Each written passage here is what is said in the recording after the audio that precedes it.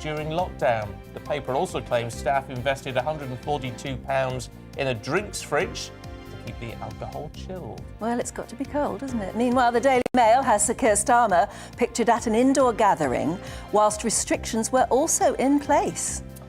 Frontline NHS staff must have their first vaccine on the 3rd of February in order to be fully vaccinated with 2 jabs by the 1st of April. Staff who are unvaccinated may be dismissed from their role. We're going to speak to one NHS worker who says she's extremely anxious and stressed that she could lose her job because she refuses to take the vaccine.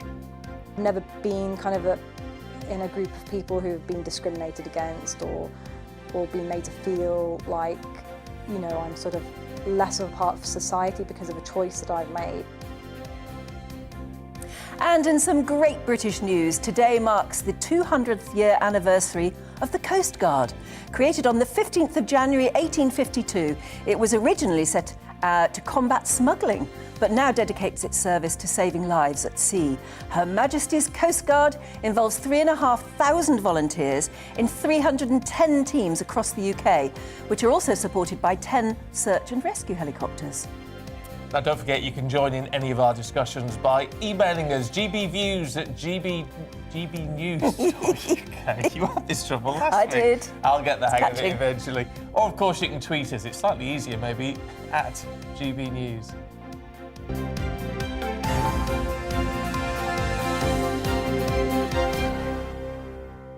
I found that fascinating about the Coast Guard, that they were set up to combat smuggling, and I suppose smuggling was rife, wasn't it? Well, it was back in the day, but I mean, the work they do now is phenomenal, and it's like with the RNLI, based not entirely, but almost entirely on volunteers. Yeah, and they're brilliant too. I've never been out with the Coast Guard along the coast, but I did go out once with the Coast Guard along the Thames. Really? Yeah, because they do the same sort of thing. They have to rescue and police the Thames, I suppose, in some sort of way. It's incredible people. If you're one of those people, get in touch. I'd love to hear your thoughts on your 200-year anniversary. And they do make Britain great, don't they? Oh, yeah, it's one of those institutions of which we are proud. Yeah, but what else makes Britain great? Like food, perhaps? Fish and chips on a Friday, roast dinner on a Sunday? Oh, yes. I think roast dinner is very British.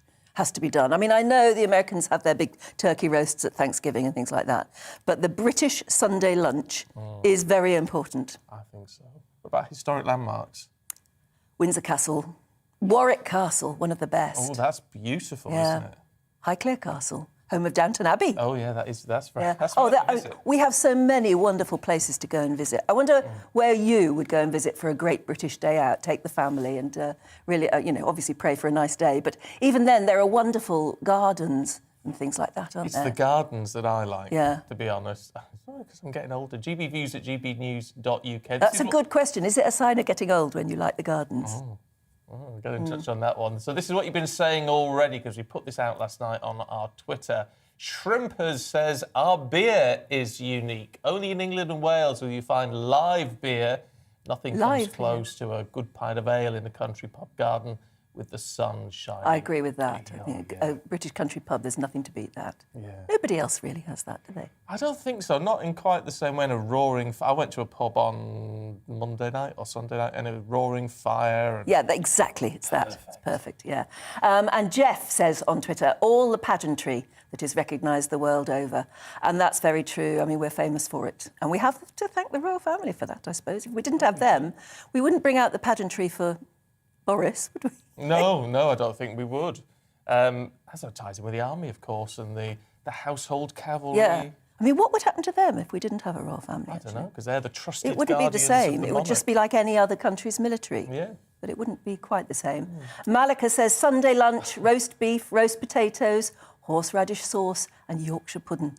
I agree. Don't like the horseradish sauce, but don't you? See, I'm a vegetarian, so the beef's out for me. Yeah. But the roast potatoes, and the horseradish and Yorkshire pudding. And Yorkshire puddings. Yeah, nothing to be... And some really, really good veg. Yeah.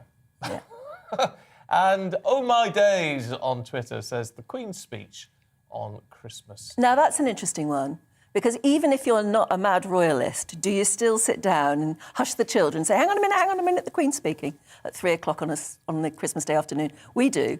I mean, I have to say, most of my sons probably aren't very royalist at all, but we all hush up to see what she's saying. Got to. I think it's the thing to do. Mind Well, you, we heckle a bit from the kitchen, but, you know, everybody does. Oh. Oh, you would say that, madam. Oh, no, we don't heckle. Oh, no, you do. But I didn't watch it at 3 o'clock. We watched it later on That's not the same. That's the point, is everything has to stop at 3. Yeah. That's the Britishness of it. Oh, is it? Anyway, we'd love to hear what you think makes Britain great, I suppose. So message us, email us at gbviews@GBNews UK. Yeah. That's the way. Now, onto our main news this morning, and the Partygate scandal stumbles on as new allegations claim a weekly Wine Time Fridays drinking session was scheduled into the electronic calendars of Downing Street staff. Reports say drinks took place between 4 and 7 throughout the pandemic. Prime Minister Boris Johnson is facing increasing pressure now to resign after multiple allegations of rule-breaking parties at Downing Street. At the moment, the latest count is 13 in all. Yesterday, Number 10 apologised to the Queen over 2 parties held the night before Prince Philip's funeral. Well, while Kate Josephs, former head of the government's COVID task force, has issued a statement apologising for leaving drinks held in December 2020, so during lockdown, and Jack Slack, former head of communications, also issued an apology for a leaving party held on the 16th of April to mark his departure. Well, the Sunday People's political editor, Nigel Nelson, joins us now. Hello there, Nigel.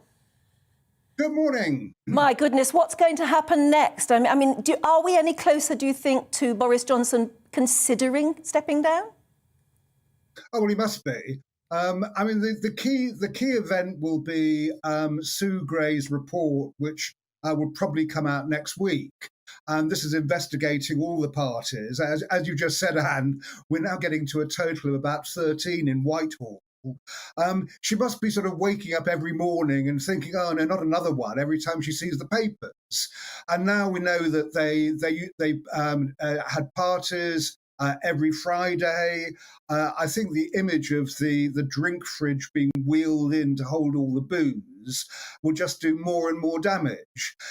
So Tory MPs are sort of holding their fire at the moment until the report comes out. But at the moment, Boris Johnson's future is hanging by a knife edge. It's interesting that the Mail is claiming that Keir Starmer has broken some of the rules as well. I mean, how much heat does that take off the Prime Minister? Well, I mean, a certain amount. It doesn't look like from the front page of the Daily Mail that this is exactly a Number 10 style knees-up. But I do think Keir Starmer needs to examine his memory and try and remember exactly what he was doing then. And in the event that he discovers that he did, in fact, break COVID rules, then, of course, he must also apologise. And it's perfectly clear that when this event took place, it looks like a drink with colleagues. But when this event took place, the nation was in step 2, which meant no socialising indoors. So, yes, I mean, suddenly Sir Keir has some questions to answer too. The inquiry is probably likely, isn't it? Because the more you delve into the detail of any of this, the more you see that that sometimes it's arguable. And isn't it likely that the inquiry is going to say, well, a few rules were broken, but then everybody was at it, and these people were working together all day, so what if they have a drink at night? It's going to let him off, isn't it? I don't think so. I mean, I think that the inquiry is not about apportioning blame. So what Sue Gray will actually set out is the facts of the case, that for the first time, we'll probably see exactly how many parties there were, when they happened, what they constituted. That is the kind of evidence she will set out. She'll also make the point about what the rules were in place at the time.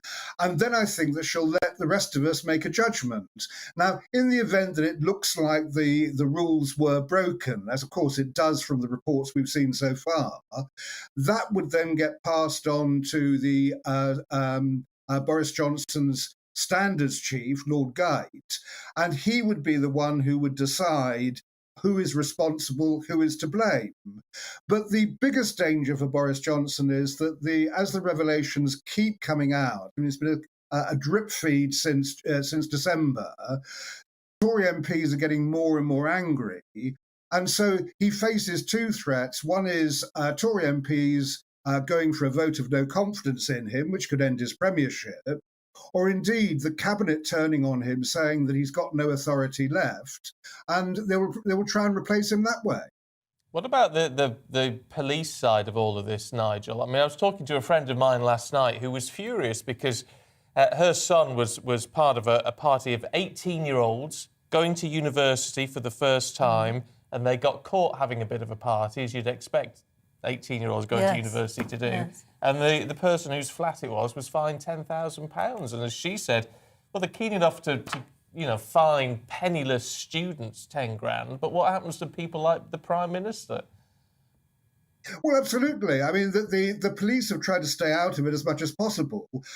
They may not be able to next week, because obviously when the Sue Gray report comes out, what the police will then be able to see is direct evidence whether any crime was committed. So I don't think the Boris is off the hook as far as the police go yet. It will depend on Sue Gray's report. But yes, this is why all the anger around the country is going on, that people were fined for doing something similar.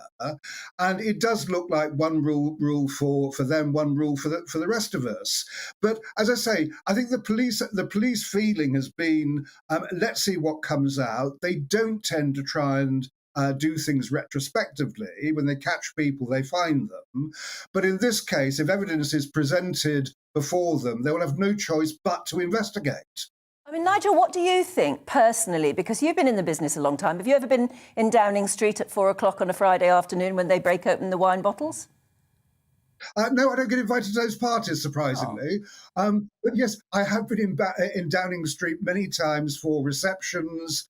I've been out in the garden there in the summer, and it is beautiful. But I haven't been there since the pandemic started. So I don't know what's been going on then. I think that everything changes with the pandemic. Of course, Downing Street is both a home and an office, and it's also our kind of showcase for foreign dignitaries. So there are constant receptions and drinks parties there in normal times. But we're not in normal times. That any party I might have gone to over the last 2 years in Downing Street has been cancelled, but apparently not for the staff. Well, it wasn't. That's what I can't get my head around. Apparently, the Wine Time Fridays weren't parties. They were just understood that by about 3 o'clock or 4 o'clock on a Friday, because everybody's been working hard and they are already working together. So they're bubbled in a way, I suppose, at least during the working day. Is there anything that wrong with them breaking open a bottle of wine and having a glass? I can't quite get my head around what is quite so shocking about that. Can you? Well, I mean, what is shocking about it is because the rules at the time were saying you shouldn't do that.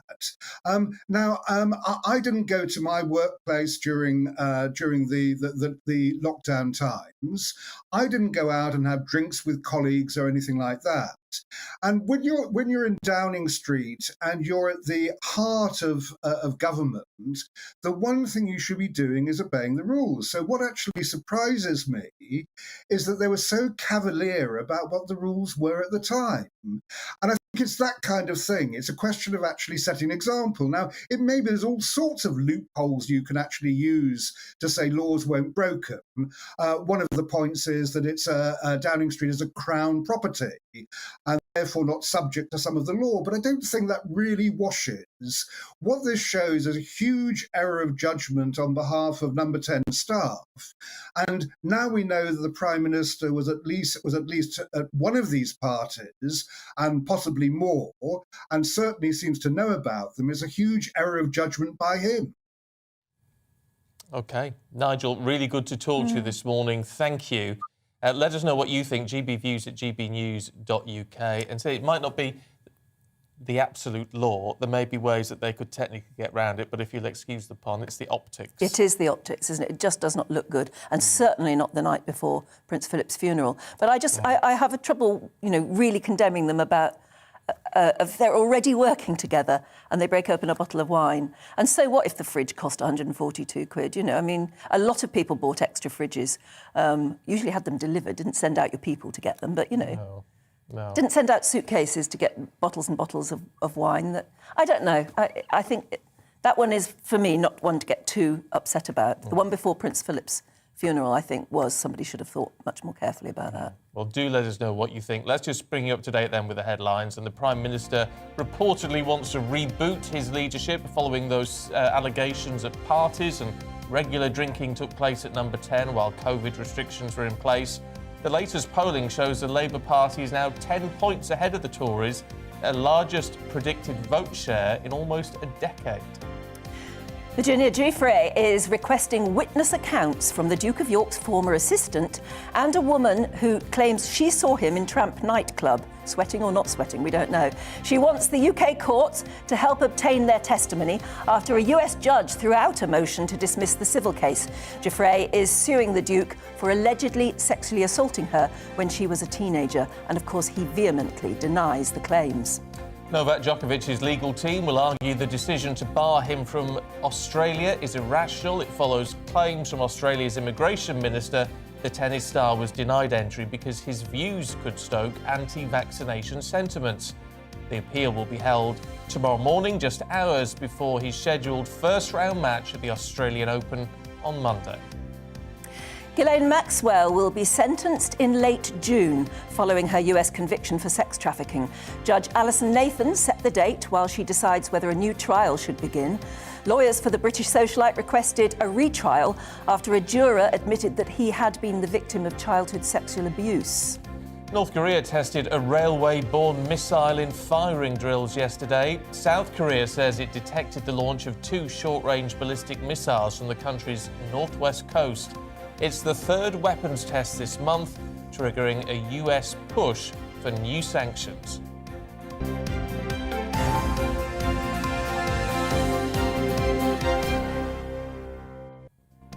Well, stay with us here on Breakfast with Stephen and Anne. Coming up, we've got plenty more for you, including what to do if you're still scrambling around for a school place. It's the deadline for primary school applications.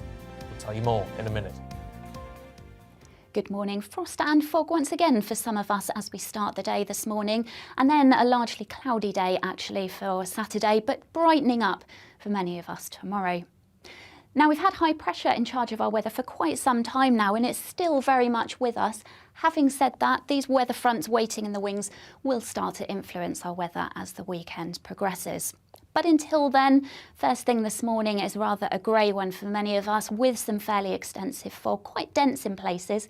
So we do have that weather warning in force for this morning, and also a frosty start for many. And that fog is slow to clear. In fact, it's likely to lift into low cloud rather than clearing completely. So all in all, quite a grey day for many of us today. I think the best chance of any sunshine will be for parts of northern England and eastern parts of Scotland, but elsewhere a good deal of cloud around right the way through the day, and that remains with us overnight tonight as well. So that will tend to limit the formation of fog and also limiting the frost. We're likely to see a little bit of frost in the countryside and maybe 1 or 2 fog patches developing overnight, but not as extensive as it has been over some recent nights.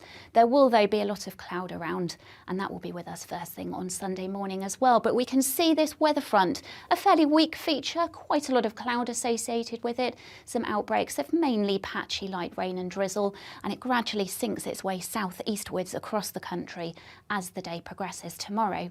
Ahead of it, there may be a few brighter spells, certainly behind the weather front, brightening up quite nicely with decent amounts of sunshine, but also the chance of 1 or 2 showers developing.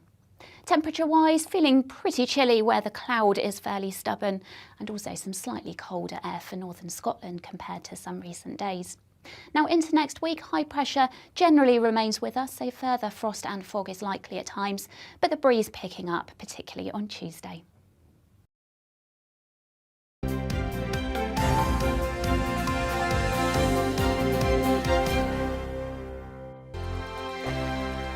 Hello there, I'm Eamon. And I'm Isabel. And you're watching the GB News digital stream across the United Kingdom. And around the world.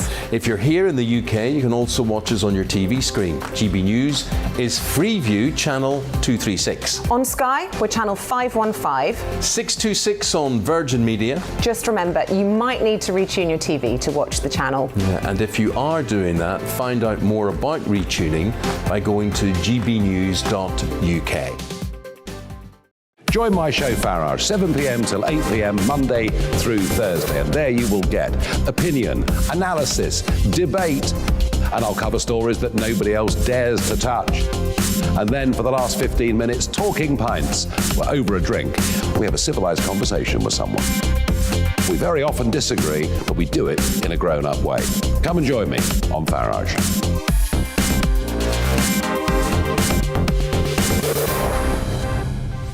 I'm Dan Wootton. Join me Monday to Thursday from 9 to 11 for the feistiest and most fun news debate on TV, where free speech reigns. I'll bring you a sharp take on the day's biggest stories, bombshell newsmaker interviews, and A-list guests. And I guarantee you, no spin, no bias, no censorship, and no reason to go to bed. That's Dan Wootton tonight, Monday to Thursdays from 9 on GB News. Hello there, I'm Eamon Holmes. And I'm Isabel Webster. And we hope you can join us for Breakfast with Eamon. And Isabel. You make me laugh out loud, belly laugh. Is that important first thing in the morning? Yeah, absolutely. And there's me trying to be deadly serious. News is a serious business. Yeah, I have to rein you in sometimes. Well, it doesn't stop us laughing at it. It doesn't stop us having an opinion on what's going on. Yeah. And it certainly will not stop us reflecting what you think. Weekdays from 6 to 9:30 on GB News.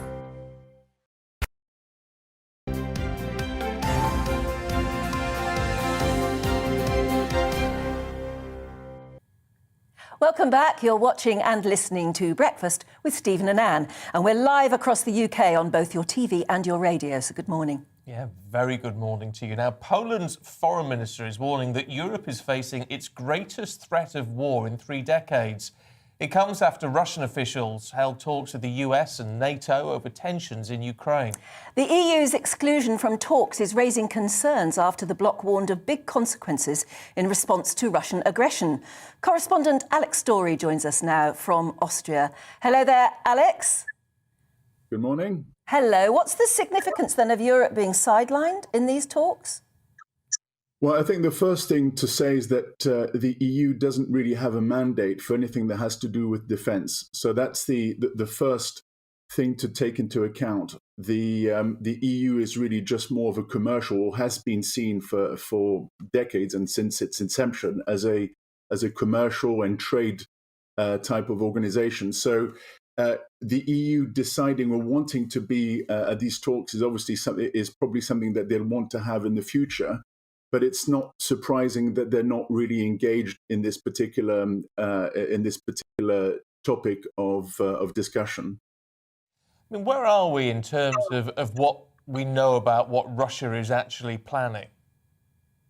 Well, I think that's a really interesting question, because the Russians have the neo-abroad, as they call it. They have certain countries that they see as their zone of influence, as it were, a little bit like the US and Cuba, for instance. And so the sensitivity of the issue is simply that the EU and the US have encroached in that space. The Ukraine, potentially Belarus, have made, I think we all remember what happened in Georgia in 2008, where the Georgians had plans or had thought about potentially joining NATO. All of this is essentially like stoking the bear.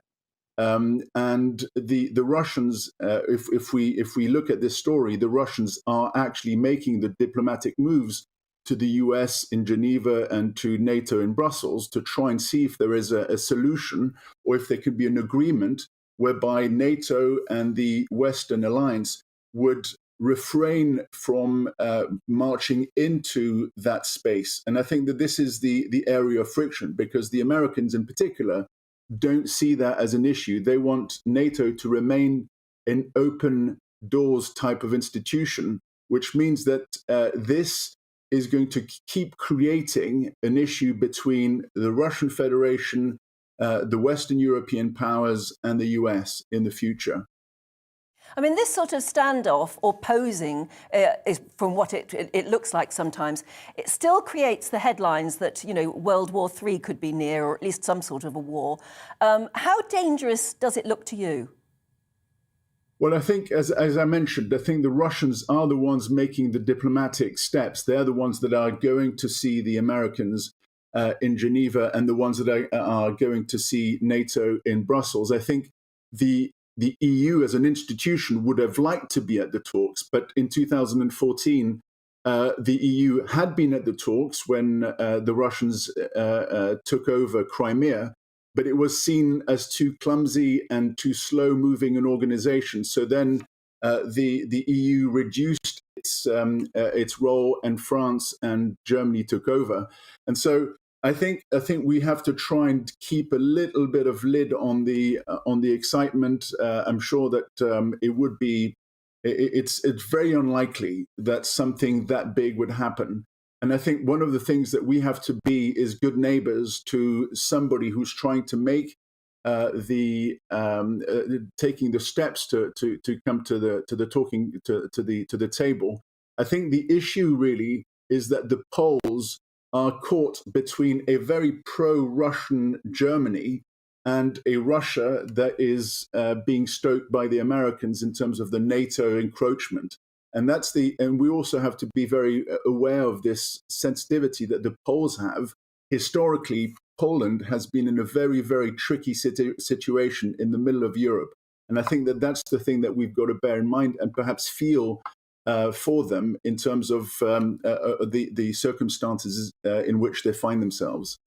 Look, just briefly moving away from this situation, can we just have a quick look at COVID? I mean, what is happening across Europe in terms of COVID and cases and hospitalisations? I mean, are we seeing a similar situation to what we have in the UK, or are they faring any better?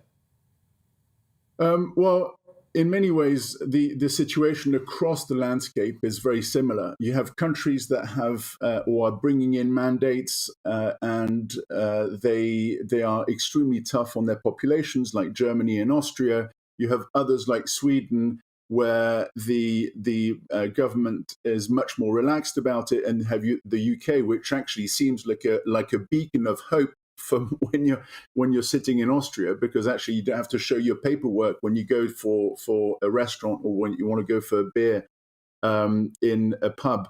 But the situation is broadly similar across the landscapes. There are some variations, but the way that governments react to this data is completely different. From the perspective of Austria, Britain looks like a sane country, and that tells you quite a lot.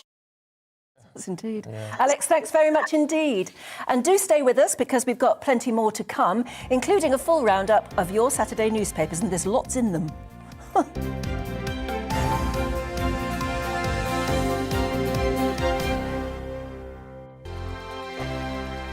Hello there, I'm Eamon. And I'm Isabel. And you're watching the GB News digital stream across the United Kingdom. And around the world. If you're here in the UK, you can also watch us on your TV screen. GB News is Freeview channel 236. On Sky, we're channel 515. 626 on Virgin Media. Just remember, you might need to retune your TV to watch the channel. Yeah, and if you are doing that, find out more about retuning by going to gbnews.uk.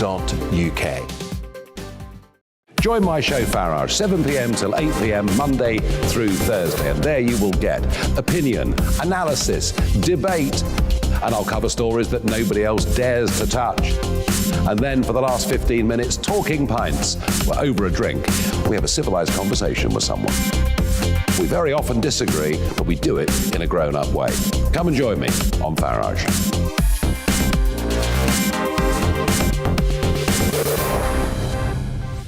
I'm Dan Wootton. Join me Monday to Thursday from 9 to 11 for the feistiest and most fun news debate on TV, where free speech reigns. I'll bring you a sharp take on the day's biggest stories, bombshell newsmaker interviews, and A-list guests. And I guarantee you, no spin, no bias, no censorship, and no reason to go to bed. That's Dan Wootton tonight, Monday to Thursdays from 9 on GB News. Hello there, I'm Eamon Holmes. And I'm Isabel Webster. And we hope you can join us for Breakfast with Eamon and Isabel. You make me laugh out loud, belly laugh. Is that important first thing in the morning? Yeah, absolutely. And there's me trying to be deadly serious. News is a serious business. Yeah, I have to rein you in sometimes. Well, it doesn't stop us laughing at it. It doesn't stop us having an opinion on what's going on. Yeah. And it certainly will not stop us reflecting what you think. Weekdays from 6 to 9:30 on GB News.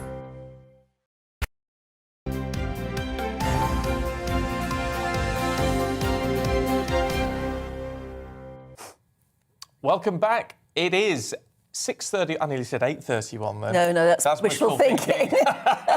It is 6:31. Very good morning to you. You're watching and listening to Breakfast with Stephen and Anne. We're live across the UK on both your TV and your radio. And let's take a look at today's front pages. You are in the last chance saloon, the Prime Minister is warned. The story in the Times denotes ministers losing patience over those lockdown parties. Well, 13 parties held on government premises, mostly in Downing Street at the time of the coronavirus restrictions, have been disclosed so far, according to The Guardian. Then there's the Daily Mail. Starmer, the COVID party hypocrite, the Mail says, as he was pictured drinking beer at an indoor gathering. Sir Keir has said it was a work event.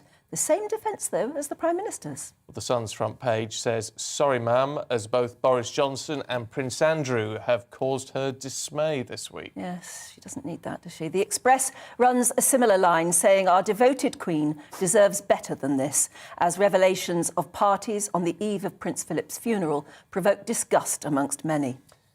Now, in case you've missed or haven't really had enough of Boris Johnson, here's some more as the Mirror reveals a Partygate exclusive that Number 10 staff brought a wine fridge for weekly rule-breaking. A rule-breaking fridge. Party over, asks the Financial Times this morning. It says his tenure hangs by a thread. The eye follows on as it suggests that the Chancellor Rishi Sunak and the Foreign Secretary Liz Truss are preparing for a leadership contest once the Prime Minister falls. And the Daily Star is requesting that the last of Boris's COVID party flunkies turns the light out on the way out, as an ever-increasing number of staff are caught up in the mess.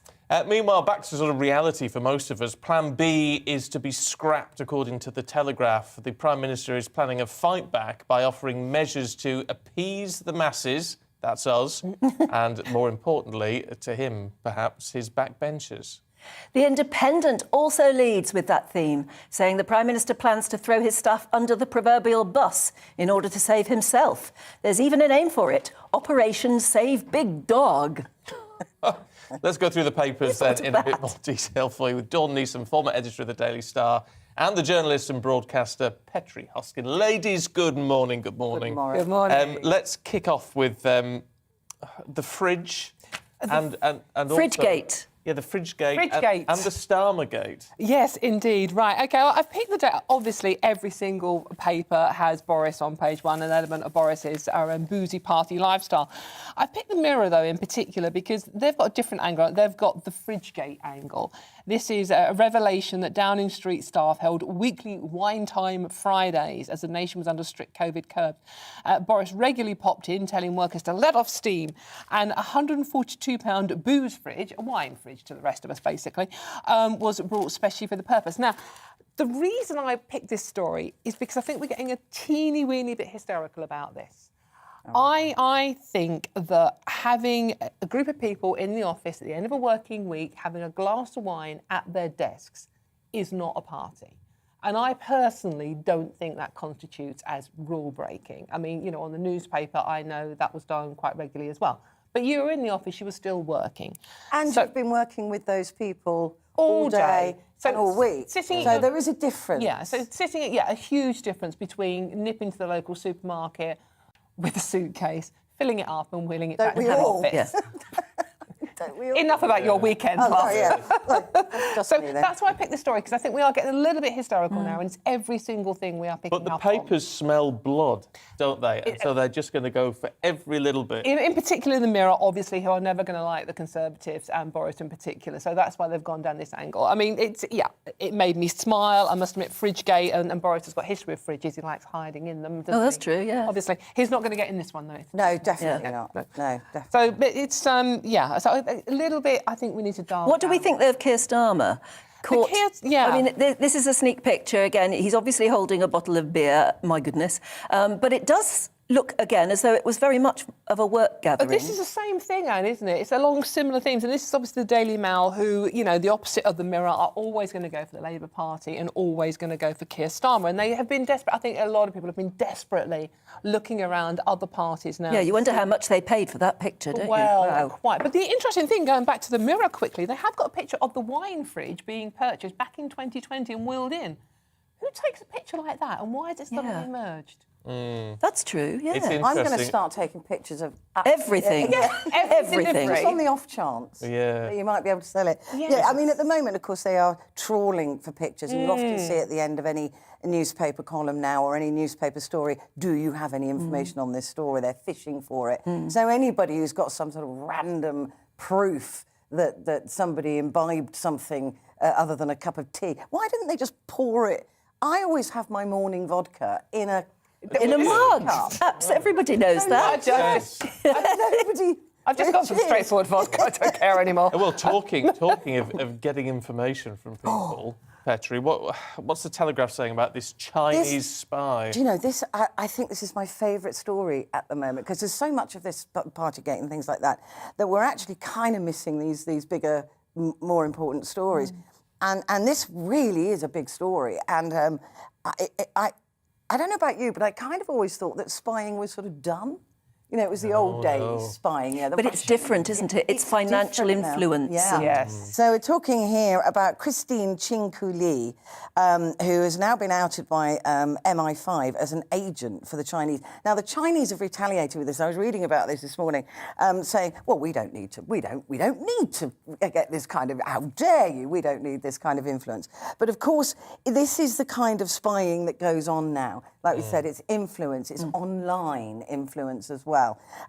So I find this absolutely fascinating, that she was there for so long.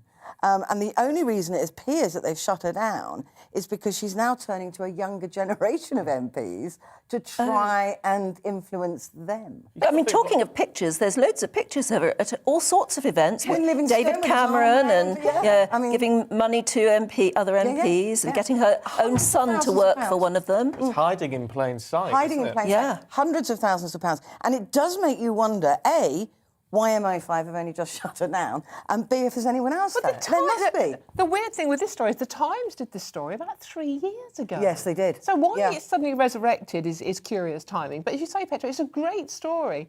And interestingly, there's so much else going on at the moment. It's buried in all the papers. Yeah, we're losing it. It's way back. We're losing it. It's important. There's got to be a root and branch sort out. I love saying things that makes me feel like I'm a politician. Root and branch.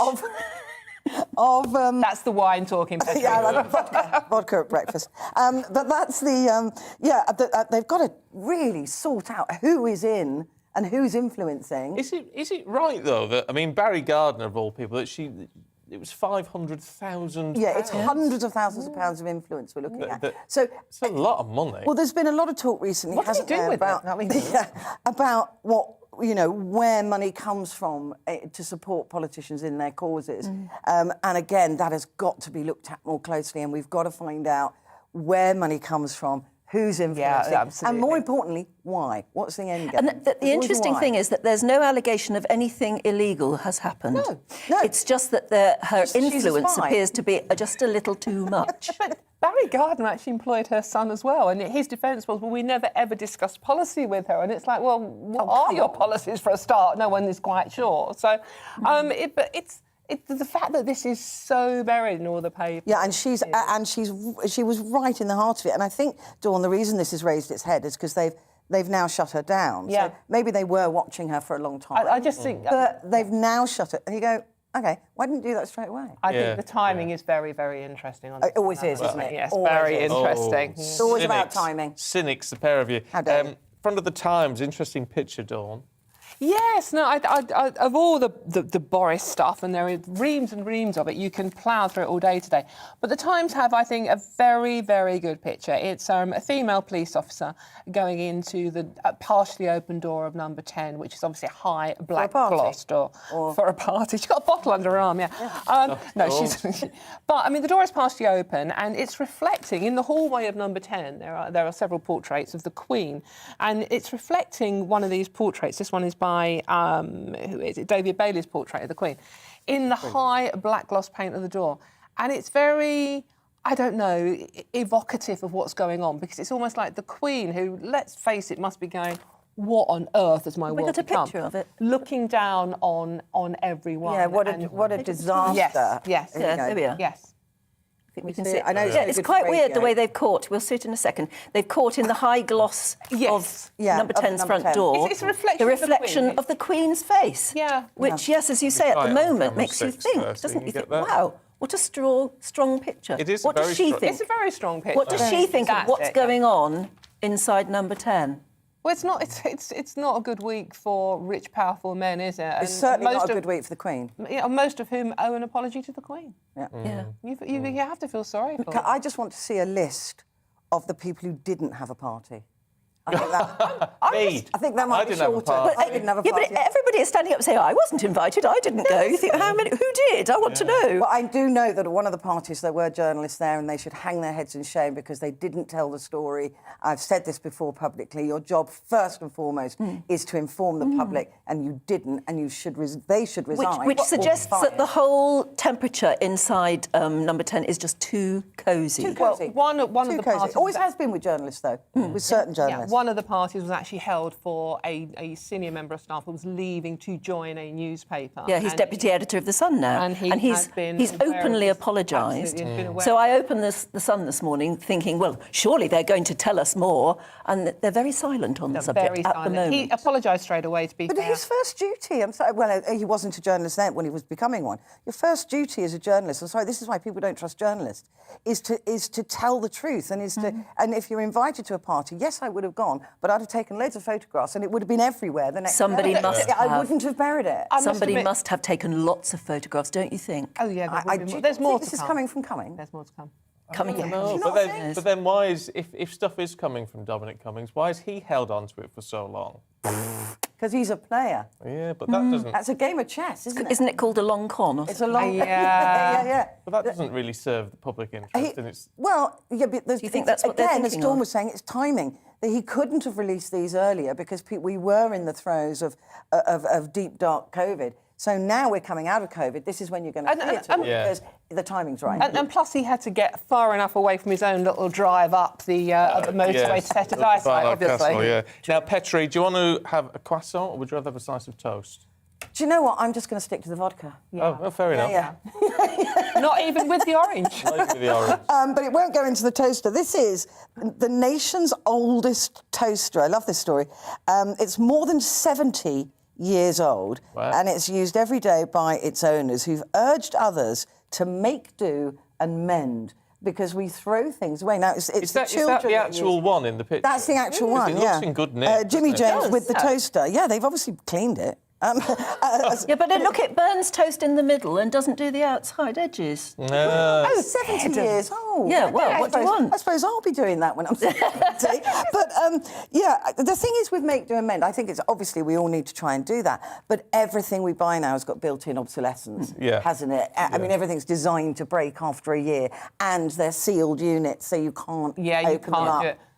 I had to buy a washing machine of a certain brand because it was the only one on the market and it was the most expensive that could be repaired. Oh. Because the others have got sealed units. So you have to specifically look for the ones that can be repaired, but they cost more. The thing I love with this story, Petra, is that you were so shocked that they've cleaned their toaster in 70 years. Yeah. Well, I do. Yeah, I do. I'm joking. I clean my toaster. Not as lovely. Yeah. It looks very polished. Give it a wipe down. Yeah. Why has it got dents in it? And... I don't what sort of kitchen do you have? You throw your toaster at things. I've been in her kitchen. It's immaculate. It's got a very well-stocked vodka fridge. Yes, it has. That's in the freezer. Look, we'll catch up with you two a little bit later on. Go and have a quick vodka. Oh, I will. There's plenty of papers to look at still. Speak to you later. Now, we've all felt that anger when we call a company to complain and we can't get through to a real person. It is so frustrating. But more and more, we're seeing businesses turn to robots to deal with us, the public. Oh, yes. One man in Stockton is on a mission to make it a legal right to complain to a human. Well, our North East of England reporter Rachel Sweeney joins us live now. I mean, look, it shouldn't be, but this is actually quite an ambitious plan, isn't it, to make us all talk to humans? If he can pull this off, he will be a king among men. Can you imagine? His name is Martin Anderson. He is the CEO of a contact call centre in Stockton called Lemon Business Solutions.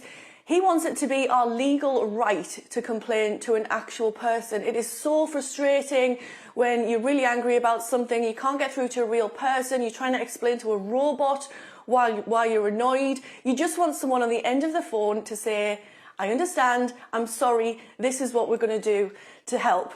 So he's written to Paul Scully, who is the Minister for Small Business, and he's asking for this to be actual legislation. Now, he's been inspired by Spain because Mr. Scully's counterpart in Spain, he brought a draft bill in December for customers to have the right to complain to a real person. Now, that's called the Customer Attention Bill. It's expected to become law in Spain this year. It applies to companies with 250 employees or more, or a company that makes £42 million turnover or more, or it automatically applies to those providing water, energy, utility bills. And that's what Mr. Anderson says is most important here as well, because vulnerable or older people are struggling with these robots. I asked him, have we lost the art of consumer conversation? The fact that we're having to look at legislation baffles me. Look at legislation to have a human speak to a human. That's where we're at right now. Now, the scary thing is, it's only the tip of the iceberg, really. The technology in the contact center world is starting to become mainstream. It's been around for a while. People talk about chatbots, voice bots, queues, IVRs, waiting, etc. This is nothing new. But we're really starting to see that speech technology drive now into mainstream companies. And if we don't get handling it right now, you know, going forward, it'll be even harder just to speak to a person. And don't get me wrong, technology is a fantastic thing. We want technology. We have it in our business. It automates tasks which we don't necessarily need a human to do. But then what we should be looking to do is get our agents, our customer service team, on the front line, not making people wait, allowing them to speak to people quickly, resolve queries that, whilst may seem trivial at certain points, are very, very important to the people who are calling up.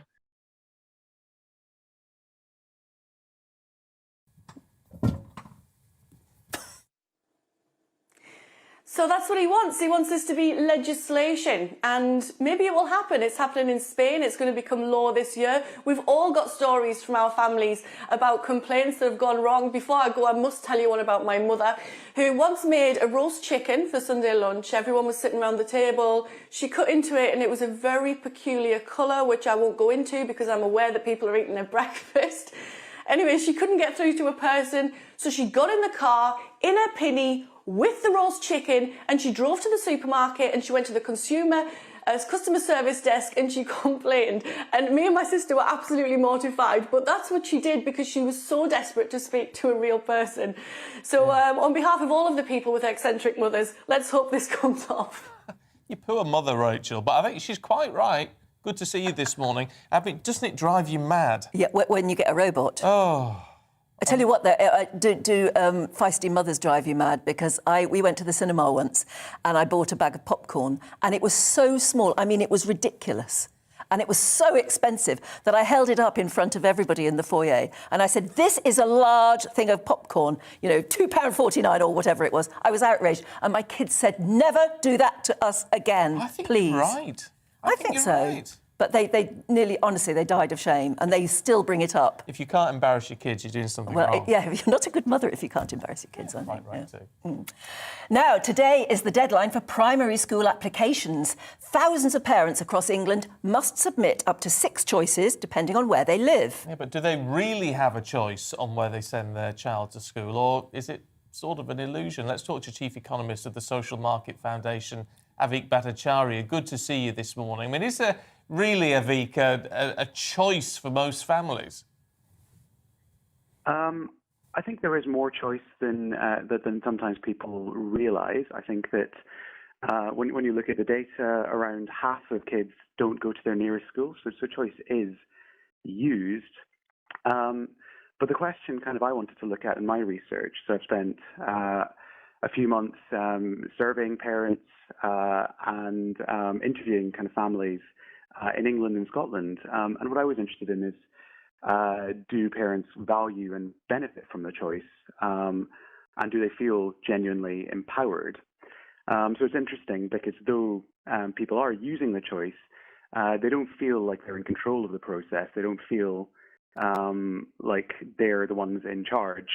And interestingly, so the comparison that I wanted to make was between England and Scotland, where the vast majority of kids just go to their local school by default. I found that English parents were no more satisfied, and Scottish parents were as likely to say that they had enough choice and that they were relatively empowered. Yeah, you think you've got the choice, I think, with your first child, and you go through the whole process, filling out the forms, and then you become more and more disillusioned, I think, when you see what happens, and you try and get your second child in, maybe to the same school, and it's just a bureaucratic mess, isn't it? I think again, for many people, it works absolutely fine and smoothly. For many people, it's just kind of obvious. You go to the choice, that you go to the school that's nearest. You go to the school where your older kids are. But I think for a significant proportion of parents, yes, it is. It's incredibly frustrating. It's not clear kind of what's going to happen. There are long delays. And yeah, so there is an incredible amount of frustration. And yeah, the question that I was kind of keen to ask is that really necessary? And I suppose bottom line is it better than it used to be? I think that it's incredibly localized. And the thing that as soon as you start looking at schools is it's hard to make big national generalizations. I think overall success rates are about what they've been for about the best part of a decade. But in some places, you'll have kind of the rules changing year on year, or the likelihood of success changing. In some places, the kind of proportion getting their first preference is relatively low. In other places, almost everybody gets what they want. So it's very varied, basically, I think is the answer.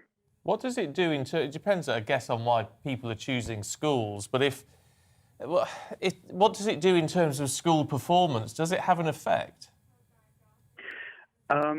So the answer is, there's been a lot of studies, there's been research kind of in countries around the world. The evidence is that it's pretty mixed, but basically if there's any effect, it's pretty small. Some studies find no effect, some studies find a small positive effect.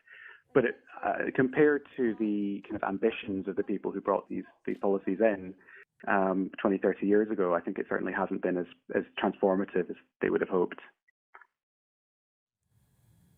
And that's what the hope was, that it would give at least the illusion of choice. And do you, after all your research, do you feel it's still more an illusion than a reality, this idea that we have choice over where our kids go to school? I think certainly there are people who feel that way. And it's a really common thing, as you say. It's something I heard time and time again. I think that people do have choice, but I think that the kind of the rhetoric of empowering parents kind of raises expectations to a level that I think can't really be met, and so that's a recipe for frustration. It's interesting. Great, good. It's all that form filling in, and then you still feel frustrated. Yeah. Avik, thank you very much indeed for your research and for your thoughts this morning. Thank you. Not anything I've ever had to go through. Not having any children. No, that's true, and you're very well off without it, I think, actually, because it's a terrible dirge that everybody... that people must be doing it right now. In fact, get in touch if you are. GBViews at GBNews.uk. It's the first time I've got it right. There you are, I'm learning. But yeah, having to fill in all the forms and having to supposedly do the research and ask other mums and dads where's best, and obviously you get a feeling of your locality where are thought to be the best schools, and you go through all that rigmarole, and very, very often you find that you never had a chance of getting them in where you wanted, or where you are given is just so far away, and buses and all that sort of thing are involved. It's a blinking nightmare, actually. You can't actually predict what sort of education your child's going to get anyway. No, and what they'll make of it when they get there. This is very true. Now, here's one for you. If you're listening on the radio this morning, you're just going to have to visualise this for the time being. Don't be looking in your rearview mirror if you're in the car, because that would be dangerous.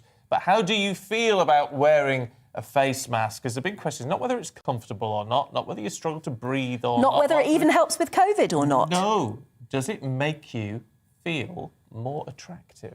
It's interesting, isn't it? According to a new study by Cardiff University, both men and women wearing face coverings were more appealing to the opposite sex.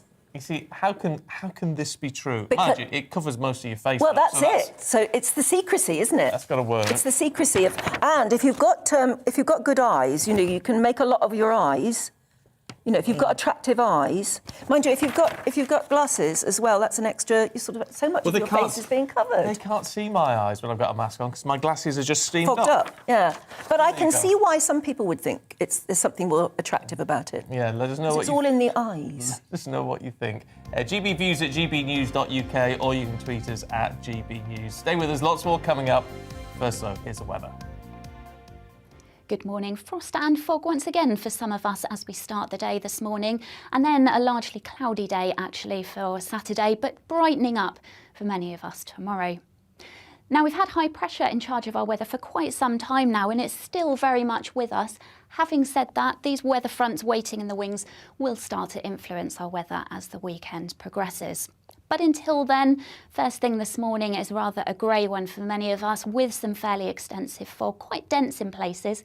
So we do have that weather warning in force for this morning, and also a frosty start for many. And that fog is slow to clear. In fact, it's likely to lift into low cloud rather than clearing completely. So all in all, quite a grey day for many of us today. I think the best chance of any sunshine will be for parts of northern England and eastern parts of Scotland, but elsewhere a good deal of cloud around right the way through the day, and that remains with us overnight tonight as well.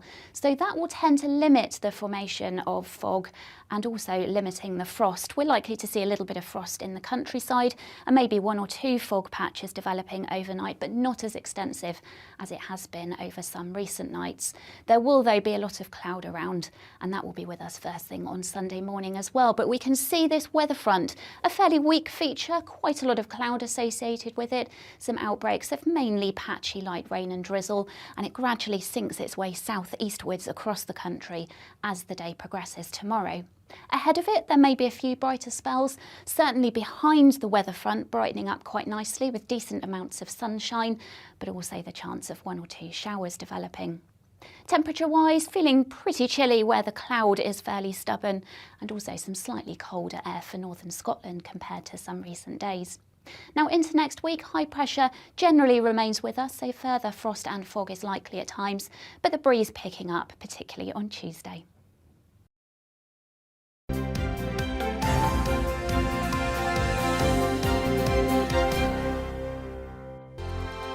Hello there, I'm Eamon. And I'm Isabel. And you're watching the GB News digital stream across the United Kingdom. And around the world. If you're here in the UK, you can also watch us on your TV screen. GB News is Freeview channel 236. On Sky, we're channel 515. 626 on Virgin Media. Just remember, you might need to retune your TV to watch the channel. Yeah, and if you are doing that, find out more about retuning by going to gbnews.uk. Join my show Farage, 7 p.m. till 8 p.m. Monday through Thursday, and there you will get opinion, analysis, debate, and I'll cover stories that nobody else dares to touch. And then for the last 15 minutes, talking pints. We're over a drink. We have a civilized conversation with someone. We very often disagree, but we do it in a grown-up way. Come and join me on Farage.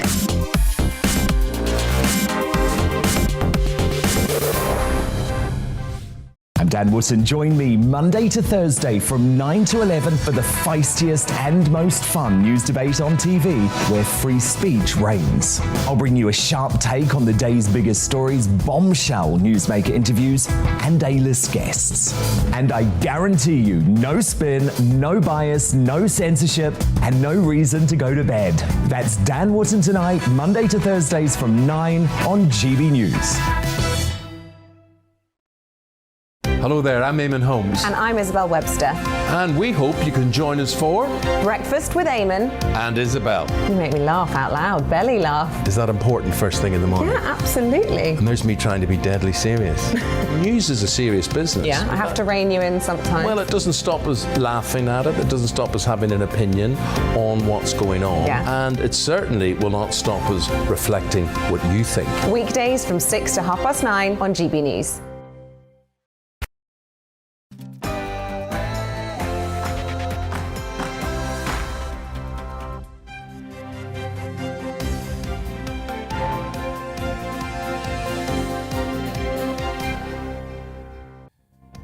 Good morning to you. It's 7 o'clock on Sunday, the 15th of January. This is Breakfast on GB News with Stephen and Anne. We're live across the whole of the UK on both your TV and your radio, whether you're watching us in Dungannon in Northern Ireland, whether you're listening to us in Penzance in Cornwall, maybe you're even watching us on YouTube in Perth in Scotland. Yeah, wherever you are, you can take us with you.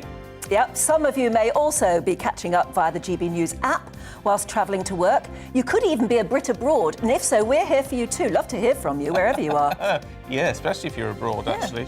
Enjoying a bit of winter sunshine, that would be nice. Coming up this morning on Breakfast with Stephen and Anne, when will it end? Further claims emerged last night of regular wine time Friday gatherings in number 10 while restrictions are in place. The Mirror reports the weekly events are a long-standing Downing Street tradition, including under previous administrations, which continued during lockdown. The paper also claims staff invested, in a £142 drinks fridge to keep the alcohol chilled. Meanwhile, the Daily Mail carries a picture of Sir Keir Starmer pictured at an indoor gathering, whilst restrictions were also in place. Now, frontline NHS staff must have their first vaccine on the 3rd of February in order to be fully vaccinated with the 2 jabs by the 1st of April. Staff who are unvaccinated may be dismissed from their role. Yeah, a bit later on we're going to speak to one NHS worker who says that she is extremely anxious and stressed that she could lose her job because she refuses to take the vaccine. I've never been in a group of people who've been discriminated against or been made to feel like, you know, I'm sort of less of a part of society because of a choice that I've made. And in some great British news, today marks the 200-year anniversary of the Coast Guard, created on the 15th of January 1822.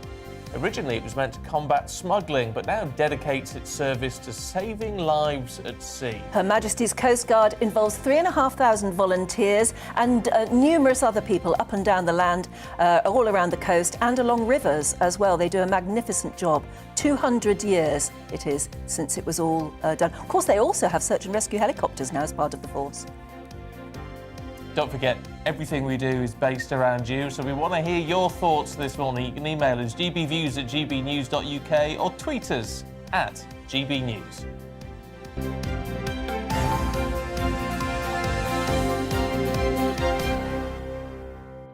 Yeah, people are already getting in touch with some quite harsh views, if you like. Yes, on the whole Partygate situation. Heather says, I find all of this over the top. Are these people at the so-called parties not actually work colleagues? Were there people invited in from outside? Do we not have much bigger issues to worry about? And yet Derek says, I'm a Tory member. I couldn't say goodbye to my darling wife of 61 years who died in hospital with COVID while following the rules when number 10 were partying. I will never vote Conservative while that man is Prime Minister. I wonder, he didn't say whether he's ever voted Conservative before, but... Oh, no, I'm a Tory member. Yeah. Oh, that... We see, you do wonder how much loyalty amongst the loyals, the loyal faithful, Boris is losing, or will he get through it? Because already there are headlines saying, that it looks as though Britain is going to be the first country to look as though it's coming out of the pandemic. Will Boris ride that wave? But that sort of view Tory voters who won't vote Tory again with Boris in number 10. Of course, that's what then upsets the backbenchers. Yes. Who you could ultimately lose their seats, and they could make the move. Really interesting to get your thoughts on that. Keep them coming through, as well as what makes Britain great Britain. Is it the food? As a lot of people are saying, food, fish and chips, Sunday roast dinners. Maybe it's the weather. Yeah, or a nice warm pint in a country pub. Oh, yes. Do they do warm pints anymore? No, they do cold, lovely chilled pints in a lovely sunny Sunday afternoon. It can be nice and warm if you're getting a bitter or a mild. I used to love a pint of bitter. Never liked it at all. Didn't you? No. Or a pint of Thwaites. Gin and tonic time if the sun shines, I think. Yeah. So what do you think makes us British? Tom has said on Twitter, our sense of humour.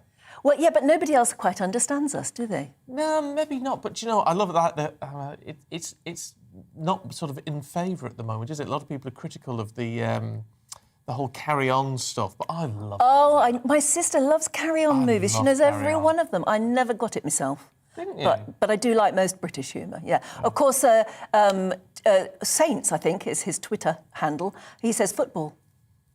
Which is interesting. I mean, it is a national obsession, isn't it? But it is also, obviously, a massive international sport.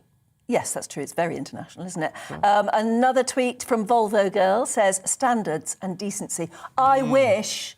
I mean, that's what we've got to fight not to lose, isn't it? Yeah. Standards and decency. They are slipping, or is that just us getting older? It could be. Or is that what the Queen is there to uphold, you see? See, I like standards and decency. I like respect for the police and the armed forces. If you ask lots of Hollywood stars who decide to come and live in Britain, that's what they say. There's an old-fashionedness clinging to hopefully, standards and decency, and a feeling of safety, I think. Please and thank you. Oh, yes. I like please. How I was brought up. You say please and thank you. Yeah, a lot. Yeah. And people don't do that in other... I hate watching the American dramas where they order a pint or whatever and they never even say please when they're ordering a drink. It's not done, is it? It's not on. It's not cricket. Yeah. No, exactly, that's not it. No. It's a cricket, and there's another one, isn't it? I never understood cricket at all, but I used to go and watch my kids play cricket a lot. And just standing on the sidelines, you know, with a cucumber sandwich and a glass of wine, it was awfully nice. I might have known a glass of wine. Yeah. Watching them play rugby wasn't anywhere near as comfortable, but cricketing Sunday afternoons were wonderful. Do let us know what you think at GBViews, GBViews at GBnews.uk and at... It's on the bottom of the screen, just in case you don't understand us. Yeah, there you go. You'll work it out. You'll work it out. It is 7 minutes past 7. Let's bring you up to date with the main stories today. And the Prime Minister reportedly wants to reboot his leadership. It follows a series of allegations that parties and regular drinking took place at number 10 while COVID restrictions were in place. The latest polling shows the Labour Party is now 10 points ahead of the Tories, and that's their largest predicted vote share in almost a decade. Virginia Giuffre is requesting witness accounts from the Duke of York's former assistant and a woman who claims she saw him in Tramp nightclub. She wants the UK courts to help obtain their testimony after a motion to dismiss the civil case was denied. Giuffre is suing the Duke for allegedly sexually assaulting her when she was a teenager. He, of course, denies the claims.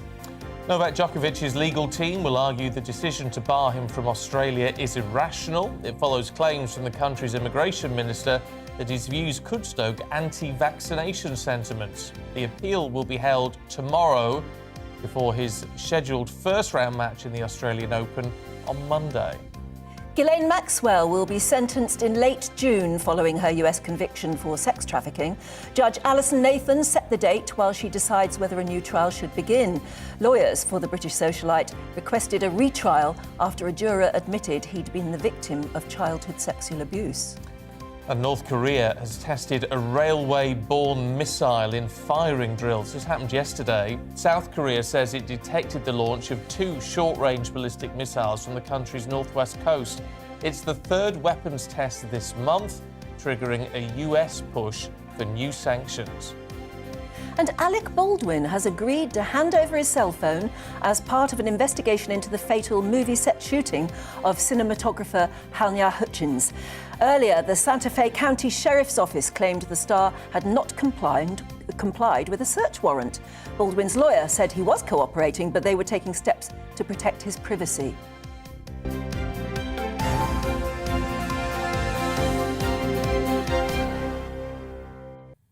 goodness, there's a lot happening at the moment, isn't there? It is a sort of busy weekend. There's a lot going on. But, of course, everything gets absorbed by the politics at the moment, doesn't it? Yeah, and, of course, the tennis and COVID. But if they're going to say that it's not right to let Djokovic into Australia because his anti-vax views could stir things up, what about freedom of speech?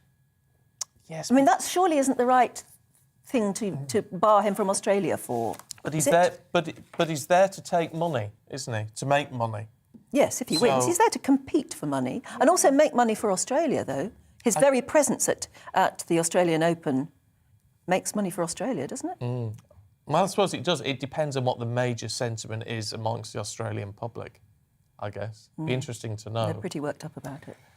Now, the Partygate scandal stumbles on this morning as new allegations claim a weekly Wine Time Fridays drinking session was scheduled into the electronic calendars of Downing Street staff. Yeah, reports say drinks took place between 4 and 7 p.m. throughout the pandemic. Yeah, I mean, it happened. This has happened over a long period of time. Yes, it's always been there, apparently. So they've just kept it going. And I just think, and we're getting lots of calls in from you, thank you very much, people saying these people were already working in an office, they'd been working with each other all day, all week, whatever. If they just have a glass of wine in the evening, is that breaking the rules? Because it's not like a party that they issued invitations for. No. I can't quite make up my mind about it. It's a difficult one. The Prime Minister is facing increasing pressure to resign after multiple allegations of rule-breaking parties at Number 10, 13 in all. And yesterday, Number 10 apologised to the Queen over 2 parties held the night before Prince Philip's funeral. You see, that is different to me. Holding a party to which people were invited the night before Prince Philip's funeral is very different from just the office staff breaking open a bottle of wine. It could be said people up and down the country. I mean, it wasn't like every household in the UK was in mourning that night necessarily. No, but Number 10 should be. Yeah, well... I mean, you know, we've already heard about the big pictures of the Queen in the entrance lobby to Number 10. Surely, of all places, it's her government, and they should have been a bit more respectful. Well, Kate Josephs, who's former head of the government's COVID task force, has apologised for holding leaving drinks in December 2020.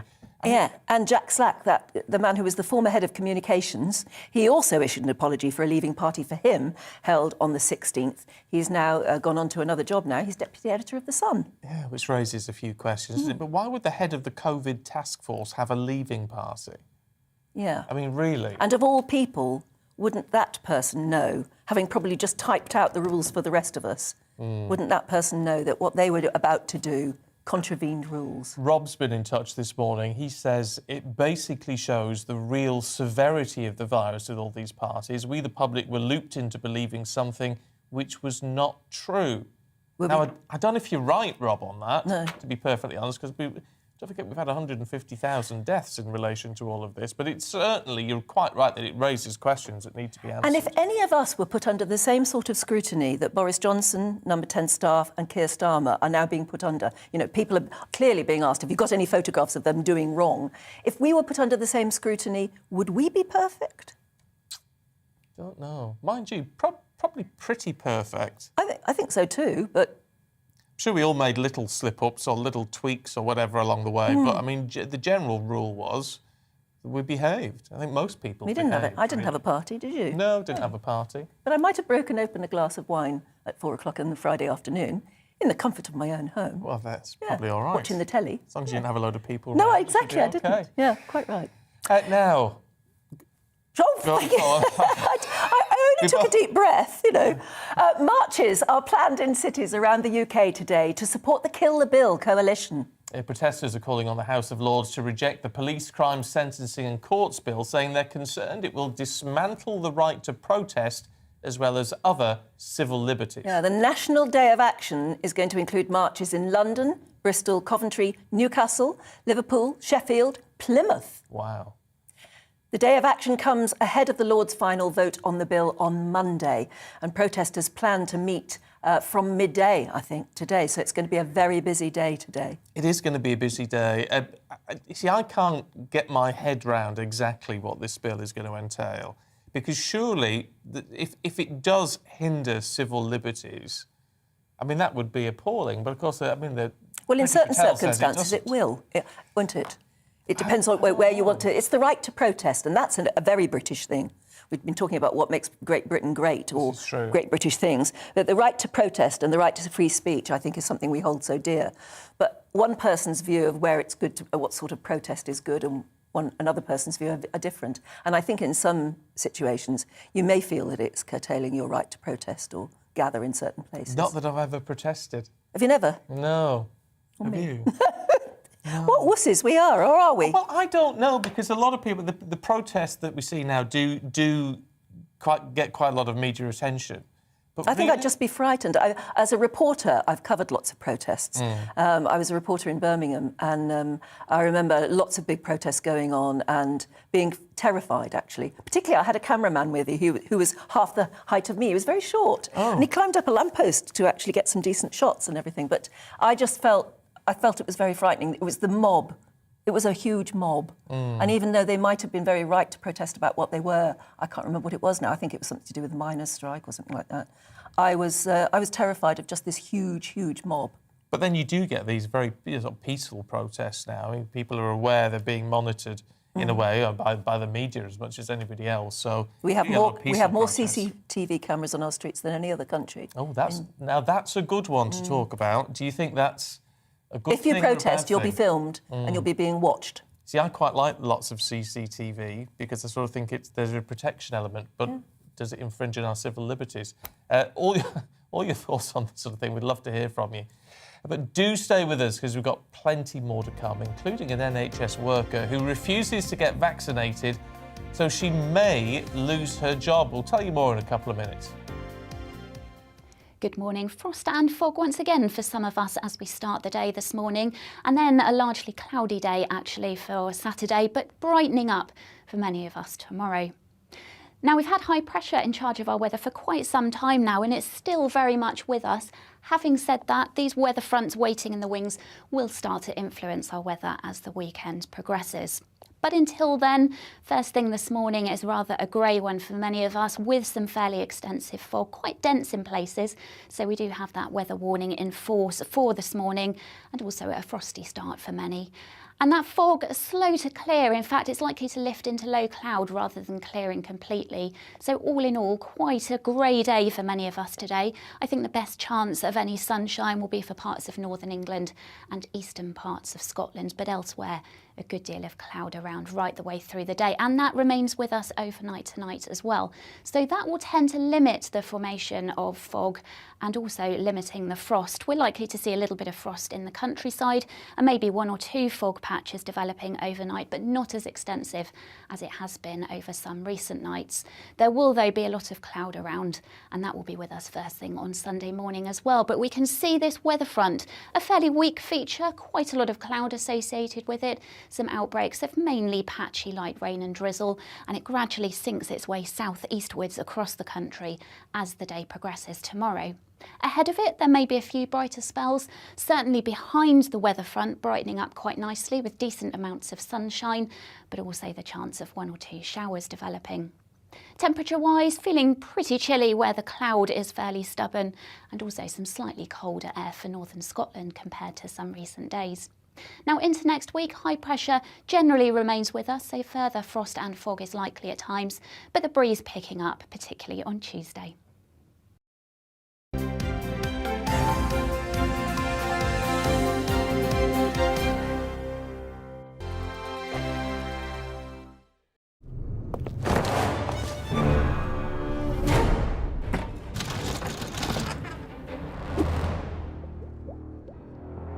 You!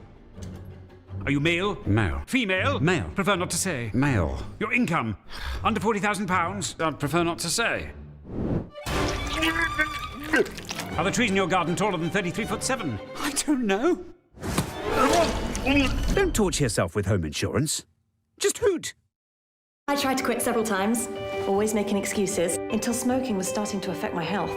I decided to quit with nicotine. Nicotine Clear Patch provides 24 hours of controlled nicotine release. And if I have a craving, I grab a mini, which works fast. Use Nicotine Clear Patch and Minis, an unbeatable way of quitting smoking. Now working with the British Lung Foundation for healthier lungs. Are you chill enough to fly that? Me? Fly that thing? No, this thing! Everyone's got that one thing they were born to do. Find your force in the RAF. When was the last time that you've stopped to think if the makeup shades you're wearing truly suit the woman you are today? Is it time to rethink your routine? Choosing the perfect makeup is not just about your skin tone, but it's a combination of your skin, hair, and eye colour. That's what makes you uniquely you. That's why I created our Match to Me technology at Trinity London. It's foolproof. 15 seconds later, Match to Me has found the colours that suit you the best. Find your match at trinitylondon.com.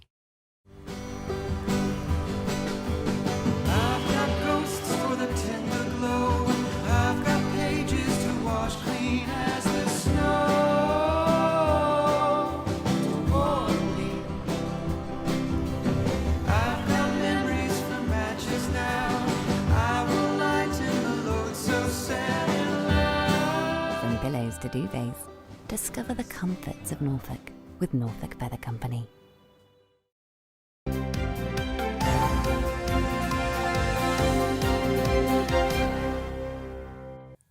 It is 7:20. Good morning. This is Breakfast with Stephen and Anne on your TV and your radio. The Partygate scandal stumbles on as new allegations claim a weekly Wine Time Fridays drinking session was scheduled actually into the electronic calendars of Downing Street staff. Reports say drinks took place between 4 and 7 p.m. throughout the pandemic. Well, let's talk to Neil Carmichael, former Conservative MP for Stroud, actually, between 2010 and 2017. Morning to you, Neil. I mean, look, a lot of people getting in touch on GB Views this morning saying, well, is it really a big deal? Does this really matter? Well, good morning. Yes, it does, because, this is do as I say, not do as I do. And government has to be resting on trust, and it has to rest on a sort of a sense of competence. And the endless stories about parties undermine both of those things. And if that's true, as you say, it seems that every day there's a new revelation about the climate inside Number 10, about the disrespect shown to the Queen the night before Prince Philip's funeral. Party after party after party. You wonder how many more are going to come out. Does this now make Boris Johnson's position as PM untenable? I think it does, because the truth is, either it's going to require significant change, which he doesn't seem able to make, or he certainly doesn't seem inclined to make. And so his own future is in peril. Number 10 must work well. You can look back at various prime ministers, and those who've had a firm grip on Number 10 had the right kind of culture, had a sort of an approach to policy making and monitoring this implementation, and etc. That's all been good. That seems to be completely absent in the current Johnson Number 10 Downing Street. With that in mind, is this being used as an excuse by those who are not overly... Well, we were never overly happy with Boris Johnson moving into Number 10 in the first place, apart from getting Brexit sorted out. I mean, there's been a lot of rumblings against him for a very long time. Has he just given them enough rope? Well, look, lots of us who either lost our seats in 2017 or didn't succeed in going in 2019 or didn't want to go in that 2019, such as myself, we're all sort of concerned about the direction of travel that the party would go in under Boris Johnson. And we all made those points at the time. And I'm not saying we told you so, but I am saying that, the situation that we are now in was not exactly unexpected. But it's more than just parties. You've mentioned Brexit. His cavalier approach to dealing with Brexit in a sort of, let's say,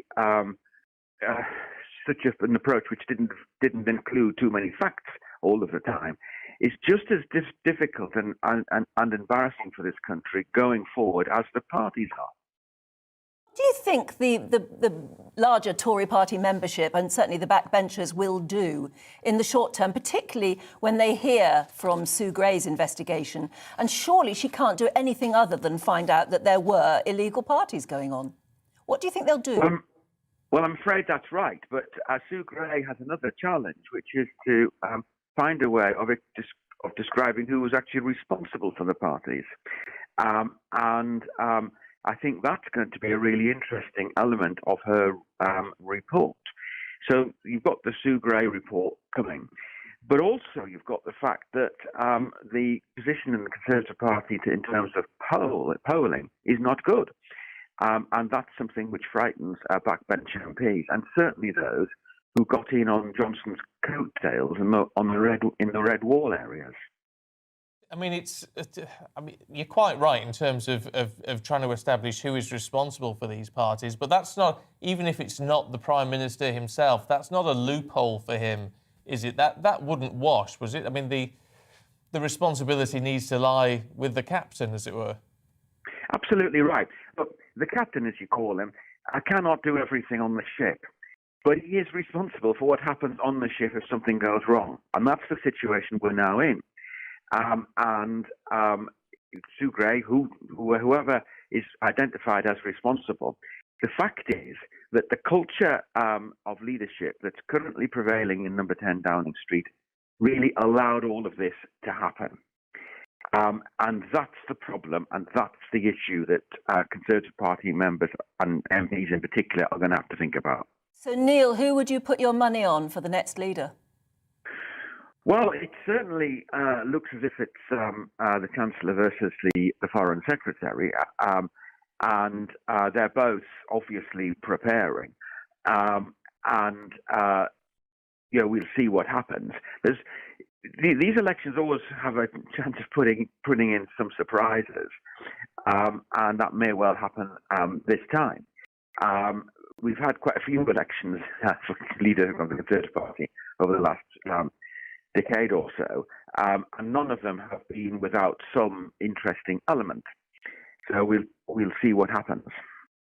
I was going to say, with all the talk at the minute of making, Lord Frost was saying you need to be a proper Tory, Boris, and getting it back to proper Tory sort of protocols, if you like. Rishi Sunak, who's very popular, so it would seem, amongst the sort of rank and file, but his actions have not been, over the past 18 months, have not actually been anything like the Conservative playbook, have they? Well, no. Boris Johnson, I think, has made some good and bold decisions as it happens amongst all of this chaos.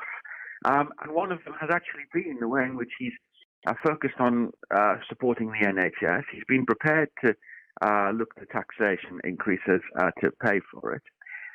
Because obviously, had he not done any of that, we would have been in a much worse situation. And you have to give credit for those sort of decisions. But of course, those decisions are more kind of centre-left within the party than right-wing, as you really alluded to. And Rishi Sunak was very much part of the story. So you're going to see yet another argument about the direction of travel within the Conservative Party, either during the leadership election or around the result of it. OK, well, we'll leave it there for the moment, but this is going to cause an awful lot more conversations in the future. Thank you very much indeed. That was Neil Carmichael, Conservative MP for Stroud from 2010 to 2017. I wonder if he'll ever want to be a Tory MP again. Bet he does. Now, an NHS worker says she's extremely anxious and stressed that she could lose her job because she refuses to take the vaccine. Yeah, Mirren Brewer, who works as a medical secretary at the Worcestershire Acute Hospitals NHS Trust, says she feels coerced into putting something into her body that she doesn't want. Well, it comes as new rules from April mean NHS staff face the sack if they're not fully vaccinated. Our West Midlands reporter Balvinder Sidhu has been to meet her. Mirren Brewer has dedicated more than 20 years of her life working for the NHS. She says she's devastated she could lose her job because she doesn't want to take the COVID vaccine. It's caused massive anxiety, massive levels of stress. I've had to arrange counselling for myself. It's been the most stressful thing I've ever gone through in my life because I never thought I would. I've never been kind of in a group of people who have been discriminated against or been made to feel like, you know, I'm sort of less of a part of society because of a choice that I've made. From April this year, the government wants all frontline NHS workers to be fully vaccinated. Mirren works as a medical secretary at Worcestershire Acute Hospitals NHS Trust. She says she doesn't believe she's a risk because she's already had coronavirus. My family, we all had COVID a couple of months ago. We therefore would have natural immunity. And I'm not saying that it hasn't protected vulnerable people and things like that. I do think that it has made a difference. But for someone like myself, I don't feel that it would be of benefit to me. And so therefore, I don't feel that it's selfish for me to have some thought to my own health. She's not alone. According to figures, the NHS could lose 78,000 workers through the vaccine mandate. In a statement, the Deputy Chief Executive of the Worcestershire Acute NHS Hospitals Trust has said that they're encouraging all of their employees to get fully vaccinated. However, they are still waiting for detailed national guidance from the government, and there is a possibility that those unvaccinated staff could be redeployed elsewhere within the trust. But while they're still waiting for that guidance, their priority remains the safety of all patients and staff. I feel very coerced into having to try and make this decision because our livelihoods depend on it. My husband also works for the same trust, so for us to both lose our jobs will be absolutely catastrophic for us financially. Mirren says she hopes joining a union will help, but says the uncertainty continues to cause her great anxiety. Balvinder Sidhu for GB News. I wonder what you think. Well, in response, the Department of Health and Social Care spokesperson has said NHS and care staff do amazing work and we're thankful to those who have chosen to get the vaccine. They are responsible for looking after some of the most vulnerable at-risk people. This is about patient safety and making sure people in hospital are protected as much as possible. And vaccinations are our best defence against COVID-19. Well, let's talk to Balvinder now. And it does raise an awful lot of questions about personal choice, Balvinder, compared to the choice we make if we have to work around the sick and the elderly. That's right, Stephen. I mean, look, just a couple of days ago, the Health Secretary reiterated that this mandate is going to go ahead in April and that, this decision was approved by the House of Commons in December. And, he also said that, a number of NHS workers and healthcare workers across the sector, that includes dentists, GPs and anyone else who works frontline, have started taking up the vaccine. But look, there are some issues, and some Tory MPs earlier in the week have called on the government to make a U-turn on this mandate policy. They're concerned that, an NHS, an organisation that is already struggling with staffing shortages, is going to be facing further problems through this mandate. They risk losing just around 78,000, potentially 78,000 workers who don't want to take the vaccine. That's going to cause chronic staff shortages in an organisation that is already struggling with the current Omicron wave and self-isolation procedures. Similarly, the Royal College of Nurses and Midwifery this week have also called on the government to delay the vaccine mandate. They're saying that there is, a real risk that we could lose valuable members of the NHS because of this, and this is going to put extra pressure on the NHS. What they did also say is that they do believe in the vaccine, they believe in the science behind it. However, they don't believe in forcing people to take the vaccine. They want to encourage and educate rather than force. I mean, meanwhile, just over 154,000 people have signed a petition for mandatory vaccinations to be made illegal by employers, and a debate in Parliament will be held on the 24th of January. What a difficult balancing act it is, isn't it, for anyone to make a decision? As you said, on the one hand, you've got the fact that this mandate could cause a staff shortage. On the other hand, I know that an awful lot of professionals within the NHS say, just get the vaccine. We all believe in it. We should have it. And then you've got to ask patients as well, looking after them, do they want to be looked after in hospital by somebody who is not vaccinated? How do you get that balance right? Well, this is an incredibly tricky situation. I mean, you have these people who don't want to get the vaccine. They feel they should be given a choice about what they put into their bodies. They are people, you know, like Mirren Brewer. She said she absolutely loves her job. She's dedicated more than 20 years of her life working for the NHS. But she said that 2 close family members have had a reaction to the vaccine, and that's put her, built fear in her. And also, she says she's already had coronavirus. So she believes that if she ever got it again, she would have natural immunity. She doesn't think she's any more or any less a risk to others because, she says, the data shows that the vaccination loses its effectiveness after several weeks. So we're going to need constant boosters. It's a very difficult situation, but the government, have maintained and continue to maintain that the vaccinations are the best form of defense. And, they have, and figures have shown that having a vaccine has helped reduce the number of people becoming seriously ill and ending up in hospital. But, this is a row that will rumble on into the weeks to come. I mean, look, all NHS workers have to have their first jab by the 3rd of February. That is just 2.5 weeks away. So this situation does need to be resolved quite soon and quite quickly. It does. There's an interesting piece by Michael Mosley in The Doctor, the TV Doctor, in the Daily Mail today, where he's saying that actually having had COVID doesn't necessarily give you sufficient antibodies to as much as the vaccine does. And the best people to have the most antibodies, apparently, are people who've had COVID and then have had their vaccine. It's interesting, isn't it, when you look at the science? Balvinder, thank you. Keep your thoughts coming through on that one. gbviews@gbnews.uk. You can tweet us at GBNews. Yeah, and do stay with us because we've got plenty more to come, including what's in your Saturday morning papers.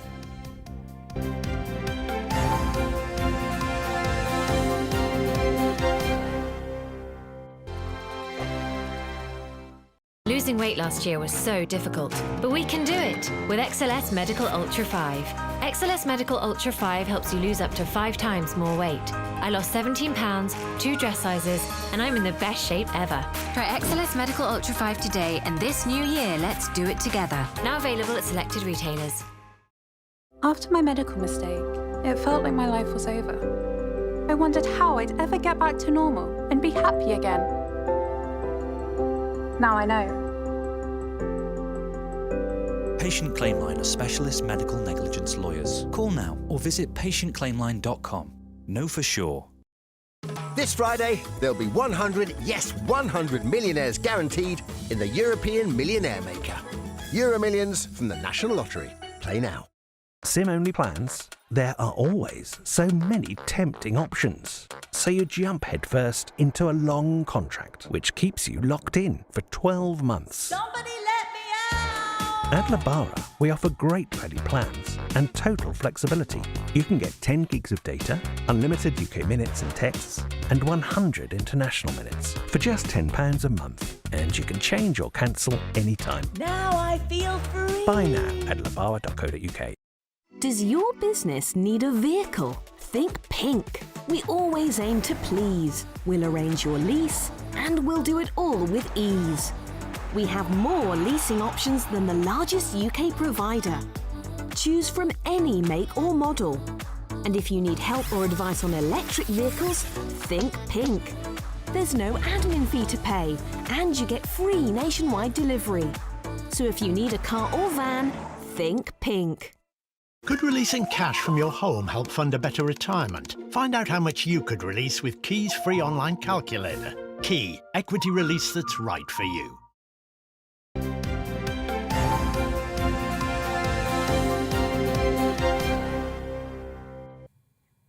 Welcome back. You're watching and listening to Breakfast with Stephen and Anne. We're live across the UK on both your TV and your radio. Indeed you are. It is 7:38. Let's have a look at your newspapers. Today, start off with the Mirror. Reveals a Partygate exclusive that Number 10 staff bought a wine fridge for weekly rule breaking. 13 parties held on government premises, mostly in Downing Street, at the time of coronavirus restrictions have now been disclosed. That's according to The Guardian's front page. For the Mail this morning, Starmer, the COVID party hypocrite. He's pictured there drinking beer, apparently at an indoor gathering when it was not allowed. So Keir said it was a work event. That's the same defence that the Prime Minister used. Yeah. The Sun's front page says, sorry, ma'am, as both Boris Johnson and Prince Andrew have caused her dismay this week. Looking at the Telegraph, Plan B to be scrapped, it says. Boris Johnson planning a fight back as well by offering measures to appease the masses and, more importantly to him, I guess, the backbenchers. It's time to go through the papers now. And joining us this morning, Dawn Neeson, former editor of the Daily Star, and journalist and broadcaster Petri Hoskin. Hello. Good morning. Morning. So, what are we starting with, Petri?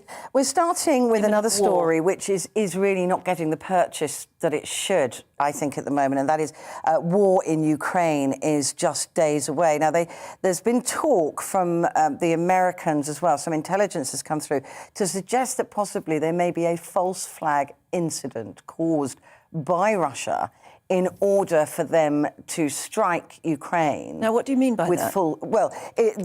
The false flag is to say, oh, look what Ukraine did, when in fact it will be an own goal, if you like. That Russia will create a situation where there is a bomb or there is a shooting or something. Unfortunately, it will probably result in people dying, which means that Russia will then have the moral authority to react in a way that they It's a bit like those fears we all had during the Cold War, isn't it? That somebody would do something stupid that then alarms the other side. Exactly that. And exactly that. And this is really scary because, of course, Russia's been amassing tanks along the border for a very long time. The West has said that this is not acceptable. A lot of people will say, well, look, Ukraine used to be part of Russia. It's just that process that's going on. Unfortunately, if this were to happen, it puts Russia right on the doorstep of Europe.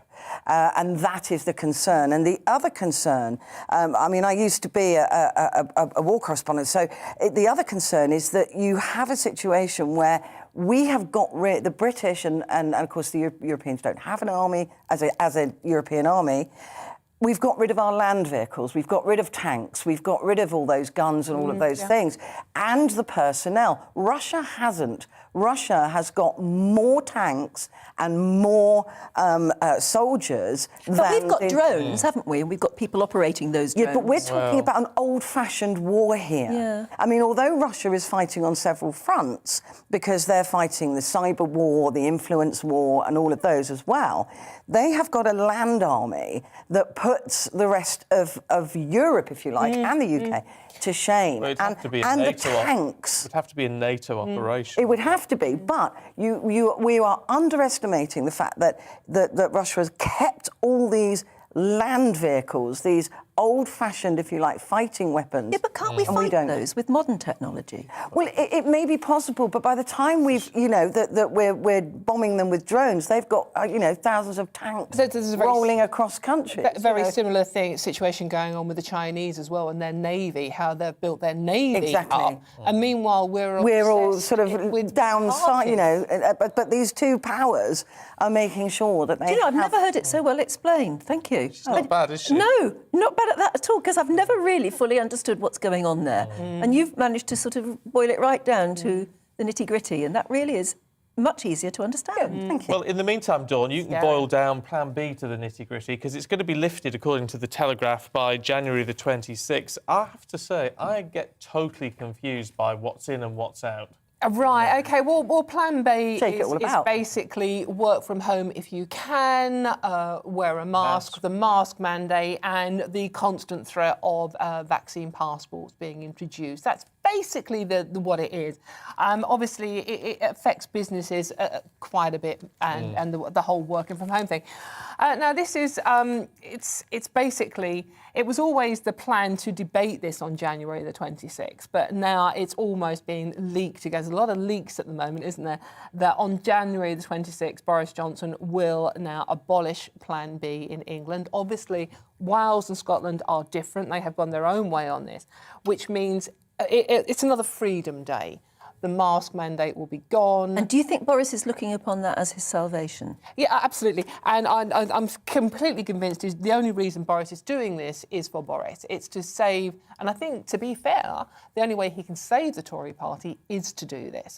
Will it really, come on, will it actually make that much difference? Because yes, I think if you're running a business, Petra, it makes an awful lot of difference. Yeah, but a lot of and so many businesses have suffered, and we've got to think of that. It's not just... But a lot of businesses, like the hospitality business, companies at the moment, they are affected and they will be affected for a long time.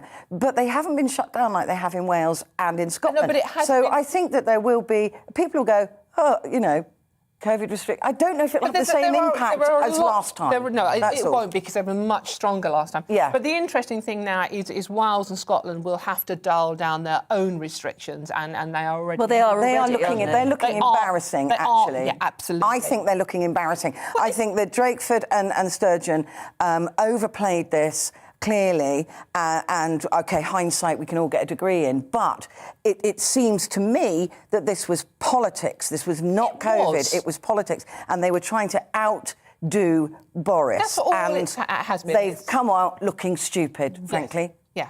But it was just politics, destroying lives and livelihoods. But if Boris can stand up on that day and say, I'm Mr. Freedom, that the Tory party is the Tory party of freedom... And we'll never go back. It'll make good headlines the next day, and he will be seeing that as his rescue vote. That's right, and he'll go back up in the ratings again. I don't know if it will make that much difference this time round. I really do think it will. I think people are fed up with COVID in England at the moment, and we just want to get back to normal. But do we trust that what he says means we won't go back? Last time Freedom Day happened, he said we wouldn't go backwards, we went backwards. The Conservative Party under Boris Johnson cannot lock us down ever again because of where they are now. No moral authority. No. Telegraph, Petrie. This is a particular... Yeah, this is particularly, I think, disgraceful behaviour. And I'm angered by this.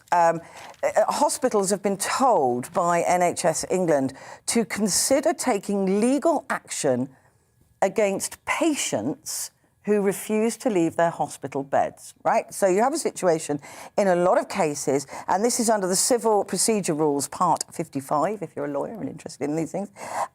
This is to say that these are bed blockers, if you like. We hear this term bed blockers all the time. But the failing here, and I know this from personal experience, I've got a younger brother who's extremely ill. He's younger than me, he's got dementia, he has mobility issues, and all of these things, and often ends up in hospital having delirium and things like this. And when they get ready to send him home, there isn't... The care packages and things are not there. So the idea that you will sue a patient who doesn't have the social care in order they won't sue them, surely. No, it's the patient. Yeah, but they're talking about suing patients who simply won't go home. Yes, but often they won't go home because they can't go home. I mean, who? But they wouldn't sue them, surely, would they? Yes. That's the point, Anne. They're talking about suing the patient, and that's why I'm so angry. The thing is, Petrie, as you just said, who chooses to stay in hospital these days? The food's terrible. No. There's no vodka either. Dawn, looking at the Mail. Yes. Energy bills at your second home. Another story to get very angry about this morning. This is as millions of us prepare for our fuel bills to double this year. I mean, the average bill is going to go from £1,300 to over £2,000, and that's the average bill. I know. MPs are going to be protected from storage costs, and those who represent seats outside London can claim back the cost of their electricity and gas on expenses. So no fewer than 316 MPs put in utilities claims for the last year. with dozens claiming more than the average household's dual fuel tariff of £1,138. MPs are charging you £3,500 basically the energy bills at their second home. What are they doing? Putting the heating on, open the windows? It's just but if they're not in their second home, surely they're not heating it. Yeah. It's just outrageous. It's like when we are all struggling, and in particular pensioners. I mean, it's like how pensioners are expected to afford to pay these fuels. I thought they were going to look at MPs' expenses, but very clearly there are still, very generous expenses. Very generous. No, exactly. It's just another reason to be very angry at the moment. I mean, it's. And that is across the board. That's and it is across the board. It's Conservative and Labour, absolutely. And they're all party claiming political. I suppose you'd feel if you're entitled. Being angry, though, is not good for the soul. No, but tell you what, to move on to another subject, we've all felt that anger when we call a company to complain about something and you simply can't get through to a human being. It's really frustrating. And more we're seeing businesses turn to robots. Isn't it lovely when you know that you're talking to a bot to deal with the public? Drives you crackers. One man... I was trying to find a polite word. I know you were searching then, weren't you? One man in Stockton is on a mission to make it a legal right to talk to a human when you ring up. Quite right, too. Our Northeast of England reporter, Rachel Sweeney, joins us now. I mean, Rachel... I can only imagine, get in touch at gbviews at gbnews.uk, that most people will just be going, yes, we need this to happen. This guy, it's ambitious, yes, but if he pulls this off, he will be a king among men. Can you imagine? So many people feel passionately about this subject. His name is Martin Anderson. He's the CEO of a contact call centre in Stockton. It's called Lemon Business Solutions. He thinks it should be our legal right to complain to an actual person. It is so frustrating when you're really angry and you're annoyed about something and, you're on that call and it says, is this what you want? And you have to say, no. And there's always that accent barrier, I find, in the northeast of England as well. So he's been inspired by Spain, because in Spain, the counterpart for our Minister for Small Businesses, Paul Scully, has brought a draft bill in to say that it should be every citizen's legal right to complain to a real person. In Spain, it's called the Customer Attention Bill, and it's expected to go into law this year. It'll apply to companies with 250 employees or more, or an annual turnover of £42 million. But it will automatically apply to utility companies. And that's what Mr. Anderson says is so important here, because older people, vulnerable people should be able to speak directly to a person if they have problems with their electricity bill, for example. Now, I asked Mr. Anderson, have we lost the art of consumer conversation? The fact that we're having to look at legislation baffles me. Look at legislation to have a human speak to a human. That's where we're at right now. Now, the scary thing is, it's only the tip of the iceberg, really. The technology in the contact centre world is starting to come mainstream. It's been around for a while. People talk about chatbots, voice bots, queues, IVRs, waiting, etc. This is nothing new. But we're really starting to see that speech technology drive now into mainstream companies. And if we don't get handling it right now, going forward, it'll be even harder just to speak to a person. And don't get me wrong, technology is a fantastic thing. We want technology. We have it in our business. It automates tasks which we don't necessarily need a human to do. But then what we should be looking to do is get our agents, our customer service team, on the front line, not making people wait, allowing them to speak to people quickly, resolve queries that, whilst may seem trivial at certain points, are very, very important to the people who are calling up.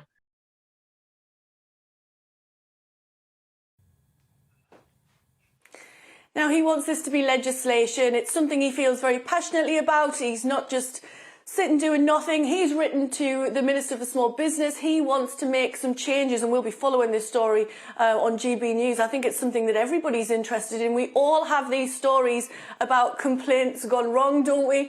My mother, for example, once took a roast chicken in a penny to our supermarket because she couldn't get through to a person. She took the roast chicken to a customer service desk to complain because she wanted to speak to a person, because that is natural. That is what us humans want to do. We want someone to say to us, I understand, I'm sorry, and this is what we're going to do. So I'll keep you posted on this. Fingers crossed. Let's watch this space.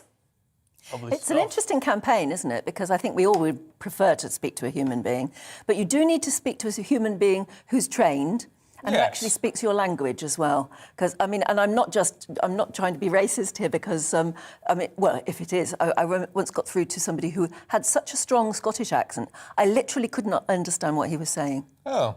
And what do you say then? You ask them to say, could you just say that again? Could you just say that again twice? You think, is it rude to ask them to say it again a third time? And you think, well, it is. And in the end, you just sort of say, sorry, can't hear you, and put down the phone and try again. So I don't know. If we're going to have human beings in call centres answering like this, they've got to be properly trained, I guess. I think so.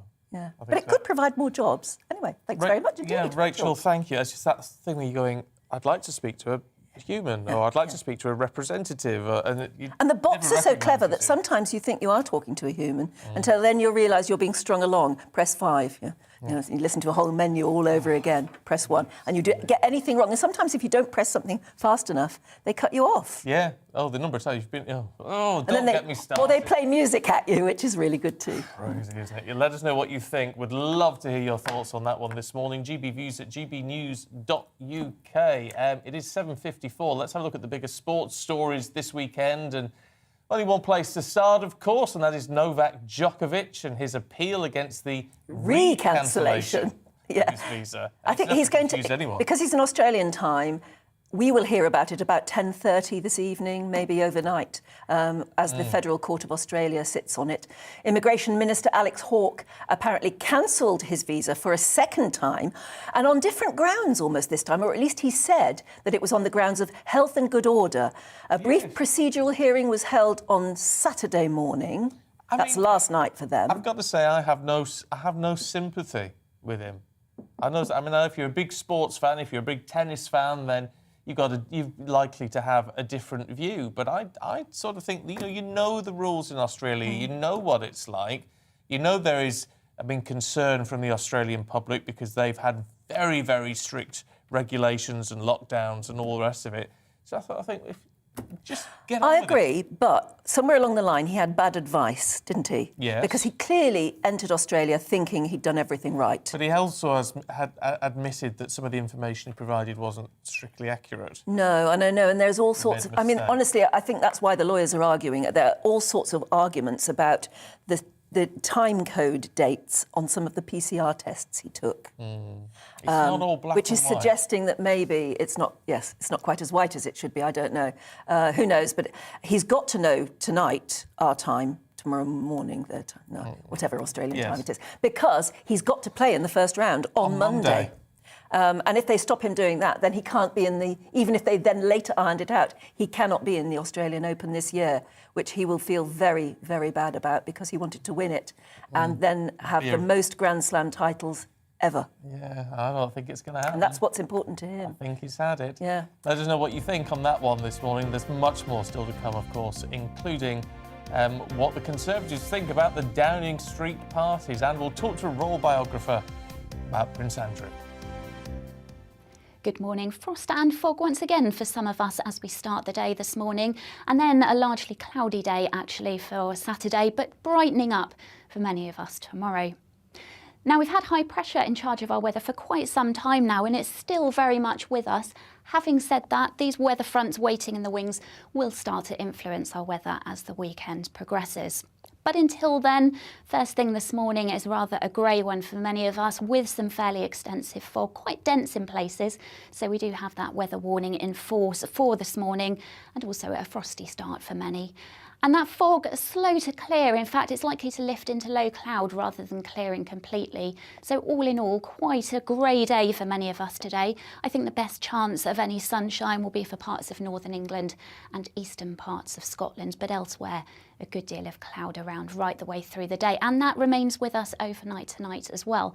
So that will tend to limit the formation of fog and also limiting the frost. We're likely to see a little bit of frost in the countryside and maybe one or two fog patches developing overnight, but not as extensive as it has been over some recent nights.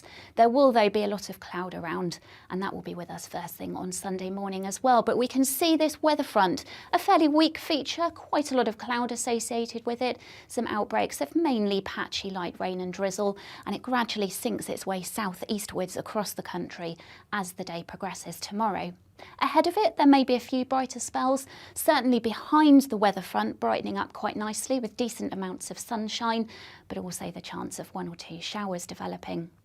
Temperature-wise, feeling pretty chilly where the cloud is fairly stubborn, and also some slightly colder air for northern Scotland compared to some recent days. Now into next week, high pressure generally remains with us, so further frost and fog is likely at times, but the breeze picking up, particularly on Tuesday.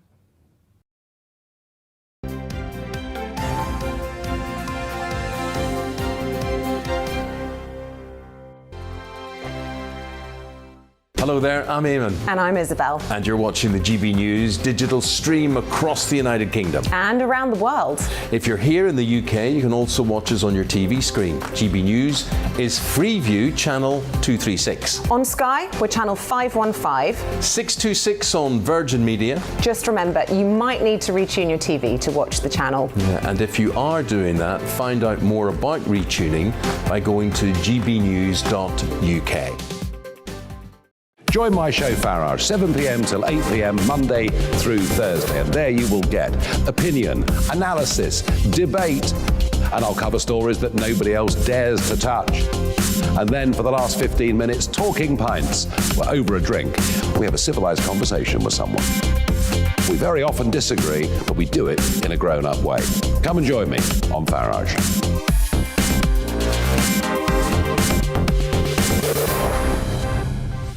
I'm Dan Wootton. Join me Monday to Thursday from 9 to 11 for the feistiest and most fun news debate on TV, where free speech reigns. I'll bring you a sharp take on the day's biggest stories, bombshell newsmaker interviews, and A-list guests.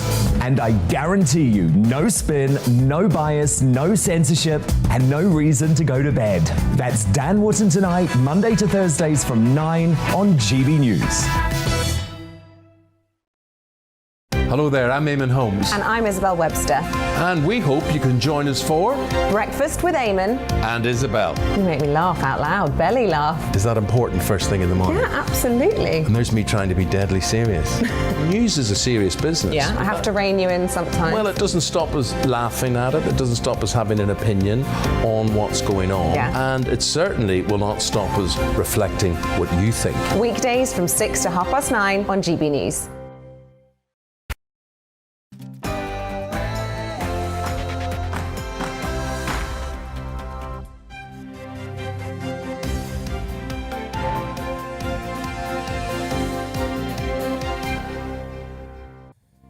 Good morning to you, it's 8 o'clock. It's Saturday the 15th of January and this is Breakfast on GB News with Stephen and Anne. And we're live across the whole of the UK on both your TV and your radio. Good morning. Whether you're watching us in Antrim, Northern Ireland, or you're listening to us in Liverpool. Maybe you're even watching us on YouTube in Swansea. Wherever you are, you can take us with you. You can't escape. Some of you may also be catching up via the GB News app whilst travelling to work. You could even be a Brit abroad. If so, we're here for you too. And coming up this morning on Breakfast with Stephen and Anne. When will it end? Further claims emerged last night of regular wine time Friday gatherings in Number 10 while restrictions were in place. The Mirror says that the weekly events are a long-standing Downing Street tradition, including under previous administrations, which continued during lockdown. The paper also claims staff invested in a £142 drink fridge to keep the alcohol chilled. Meanwhile, the Daily Mail carries a picture of Sir Keir Starmer pictured at an indoor gathering, whilst restrictions were also in place. Frontline NHS staff must have their first vaccine on the 3rd of February in order to be fully vaccinated with 2 jabs by the 1st of April. Staff who remain unvaccinated may be dismissed from their role. And we'll be speaking to one NHS worker who says she's extremely anxious and stressed that she could lose her job because she refuses to take the vaccine. Never been kind of in a group of people who have been discriminated against or been made to feel like, you know, I'm sort of less of a part of society because of a choice that I've made. And some great British news today. It is the 200-year anniversary of the Coast Guard, created on the 15th of January 1822. Originally, it was meant to combat smuggling, but now, of course, dedicates its service to saving lives at sea. Her Majesty's Coast Guard involves 3,500 volunteers in more than 300 teams across the UK, which are also supported by 10 search and rescue helicopters. So you can join in any of our discussions by emailing gbviews@gbnews.uk or tweet @gbnews.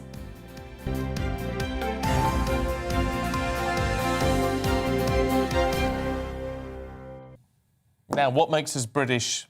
What makes us great British? Oh, well, yes, that's a very good point. I mean, there's lots of things to choose from. Our sort of landmarks, our history, our food, all those sort of things. Yeah, our beautiful country houses, those wonderful gardens to go round. Fish and chips on a Friday. Yeah. Fish and chips on a Friday. Oh, pubs, absolutely. Pubs, country pubs. Pubs serving fish and chips on a Friday. Well, see, you can't beat that, can you? Go in, have a nice bar snack, a pint of bitter. Next to a roaring fire at the moment, Sunday roast dinner.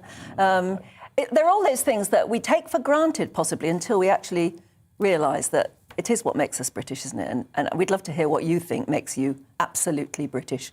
Everything from our unpredictable weather and the fact that we love to talk about the weather all the time too. It's probably more that, isn't it? It's our talking about the weather rather than what it's because we're an island, I think. We get a lot of weather. Whereas if you're, but we do, don't we? If you live on an island in the middle of the Mediterranean, you get one sort of weather, which frankly is wonderful. Yeah, but we talk about the weather a lot because our weather is very, very changeable. I love Paul, who's been in touch this morning. He's tweeted @GBNews, who says, fish and chips, the smell of freshly cut grass. Yes, I love that. And a pint of draft beer. Yeah, heaven. It is. It's the time to take, isn't it, over it? OWASP, is it OWASP? I don't know. Says chicken tikka masala.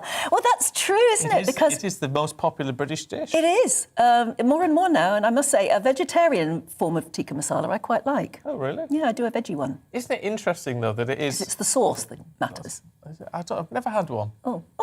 Never had one. There you go. Gemma says the Basset Hound should be the symbol of the UK, not the bulldog. Stubborn, defiant, but also cheeky. Oh, what a beautiful That's a beautiful picture. one, yes. It is beautiful. And I tell you what, if you've got any GB views, I was thinking about this earlier on, because we get you to email in and things. What about if you record a little video on your phone, just 15, 20 seconds of just your comment, and email it to gbviews@gbnews.uk. It would have to be short if you're going to email it, I suppose. Yeah, it's going to have to be short, but then we could get you... Put you on the telly. Put your mug on the telly and your voice on the radio. Yeah, no, that would be really cool. Yeah, gbviews@gbnews.uk, and we'll be able to hear what you have to say. Oh, I'd love that. Of course, there's a lot to have views about at the moment. There is indeed, including Partygate. That scandal stumbles on as new allegations claim a weekly Wine Time Fridays drinking session was scheduled into the electronic calendars of Downing Street staff. Reports say drinks took place between 4 and 7 throughout the pandemic. After a sort of hard day at work, I suppose that's the idea. The Prime Minister there, clapping the NHS, well, he is facing increasing pressure to resign now after multiple allegations now of rule-breaking parties at Downing Street. According to The Guardian, 13 in all. Yesterday, Number 10 apologised to the Queen over 2 parties that were held the night before Prince Philip's funeral.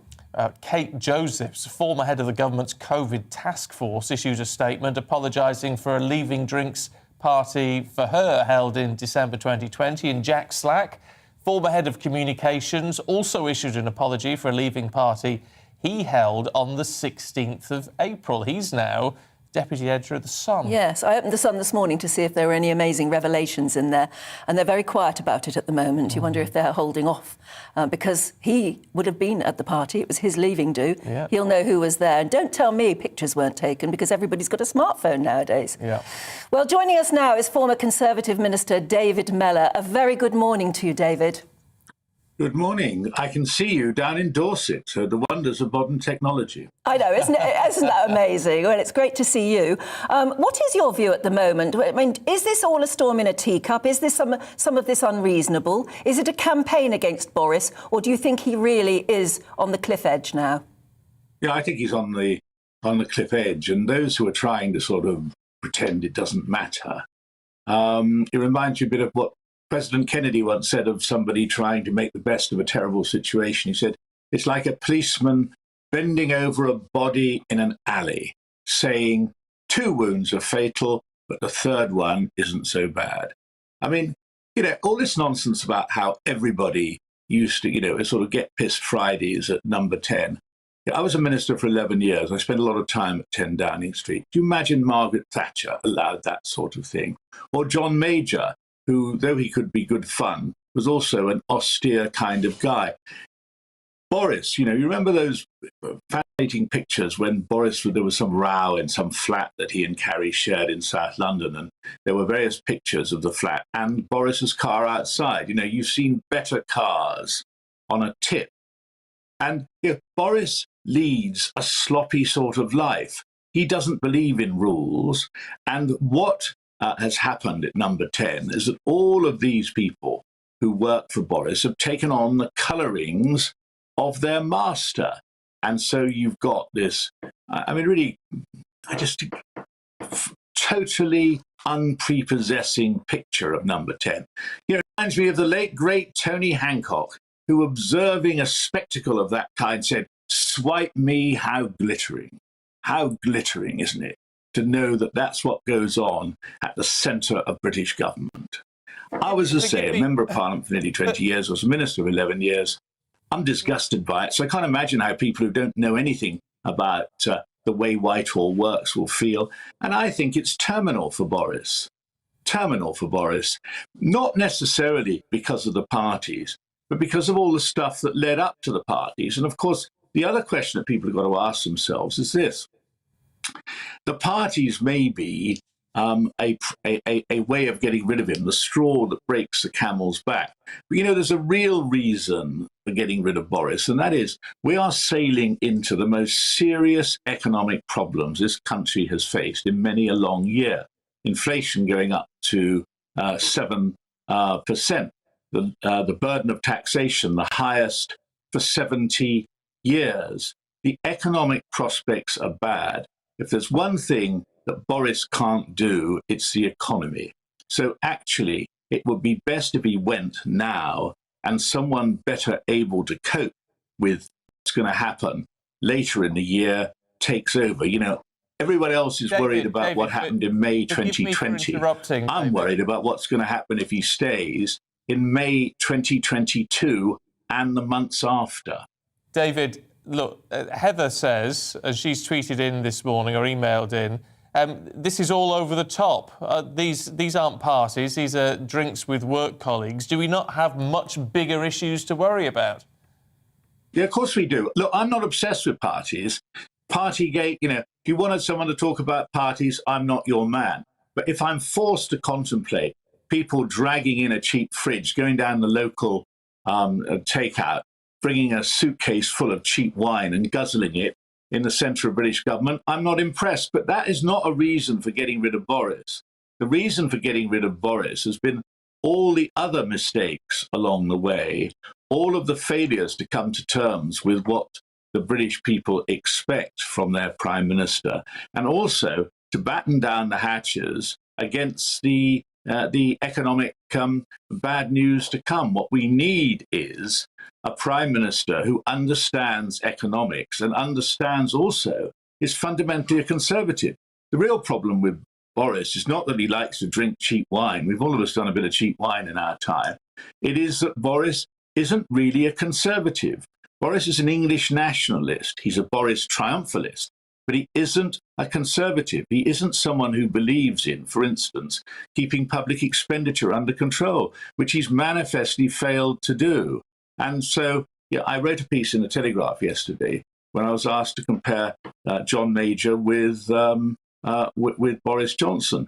And the problem for John Major was he had all that was required to win against, unexpectedly, the 1992 election. But when you got an excited guy like Tony Blair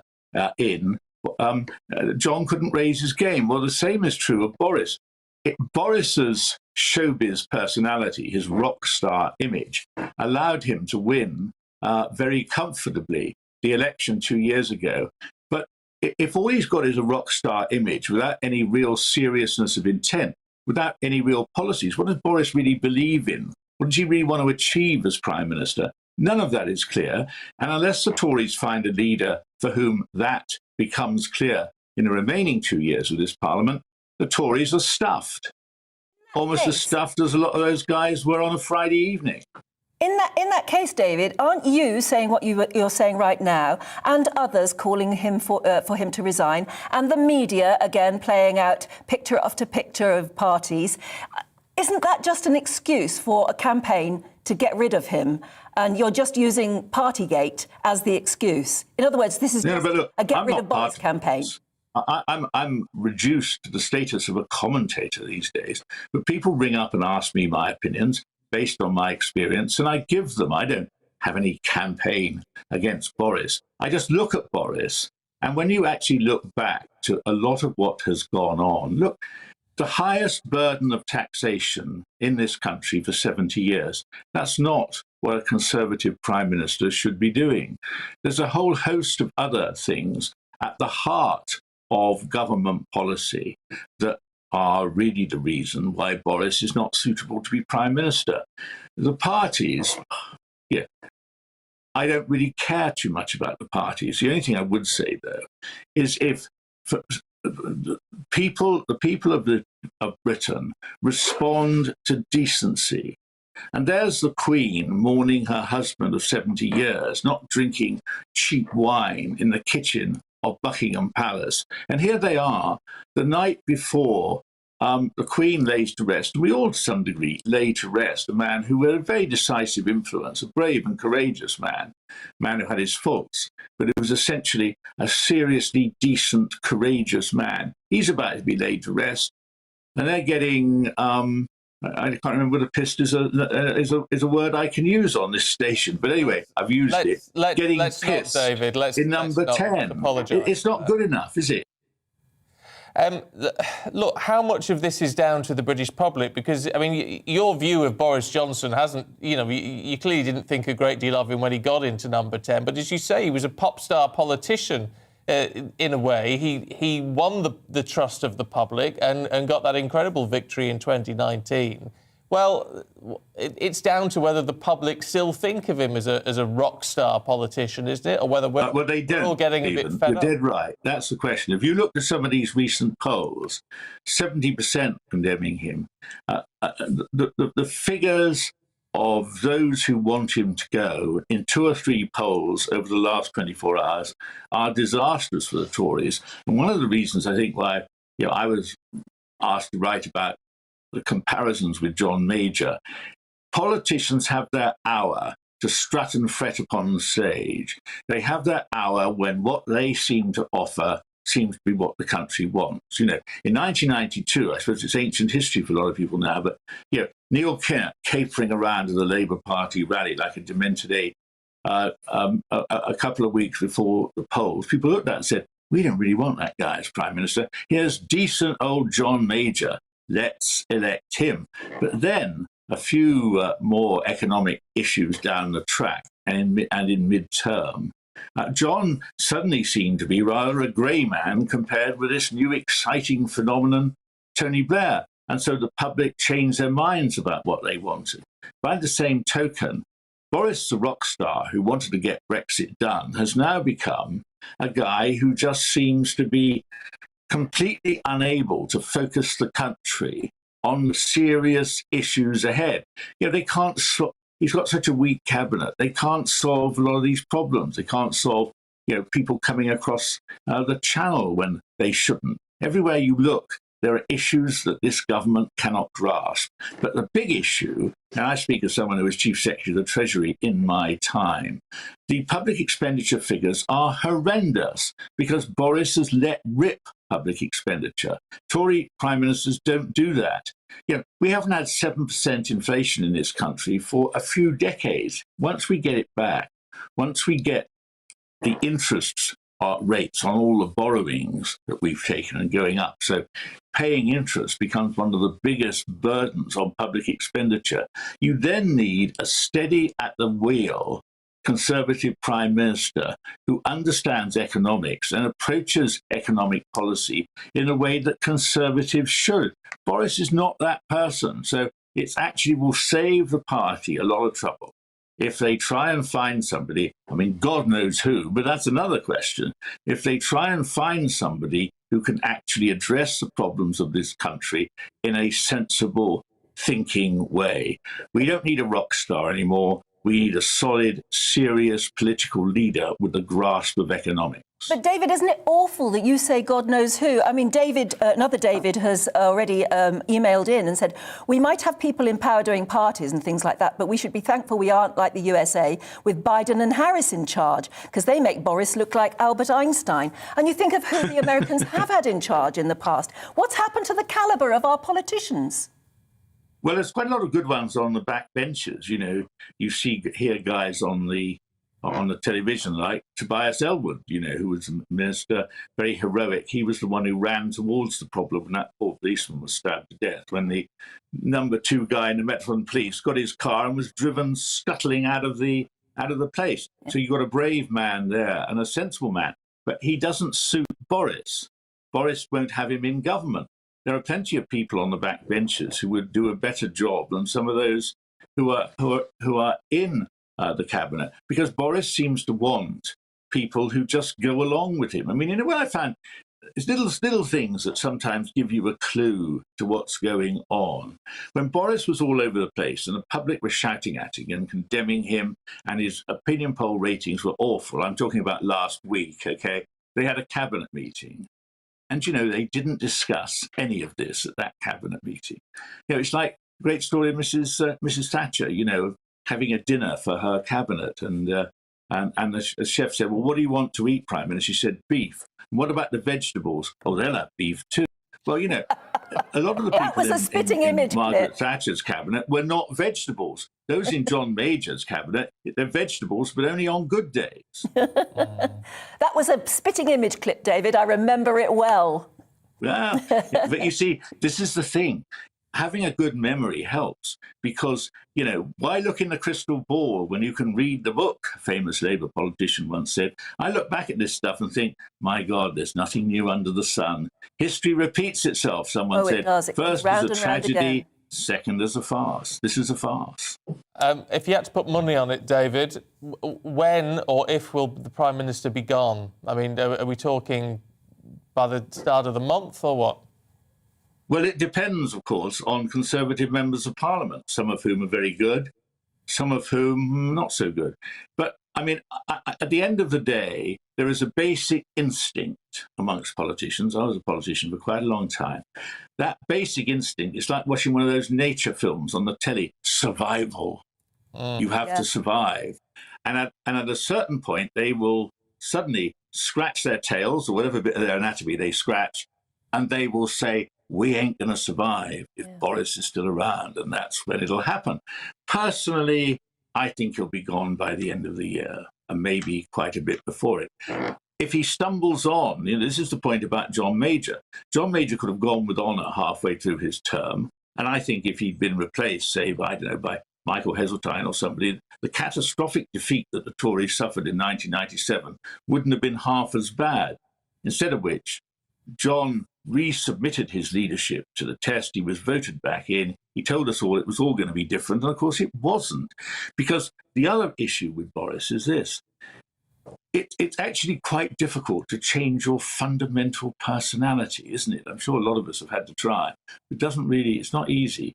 John Major couldn't change his fundamental personality. And so decent guy as he was, he didn't appear to be the brightest guy compared to, you know, dynamic, thrusting Tony Blair, who seemed to represent much more what the British voter wanted the British Britain to be like.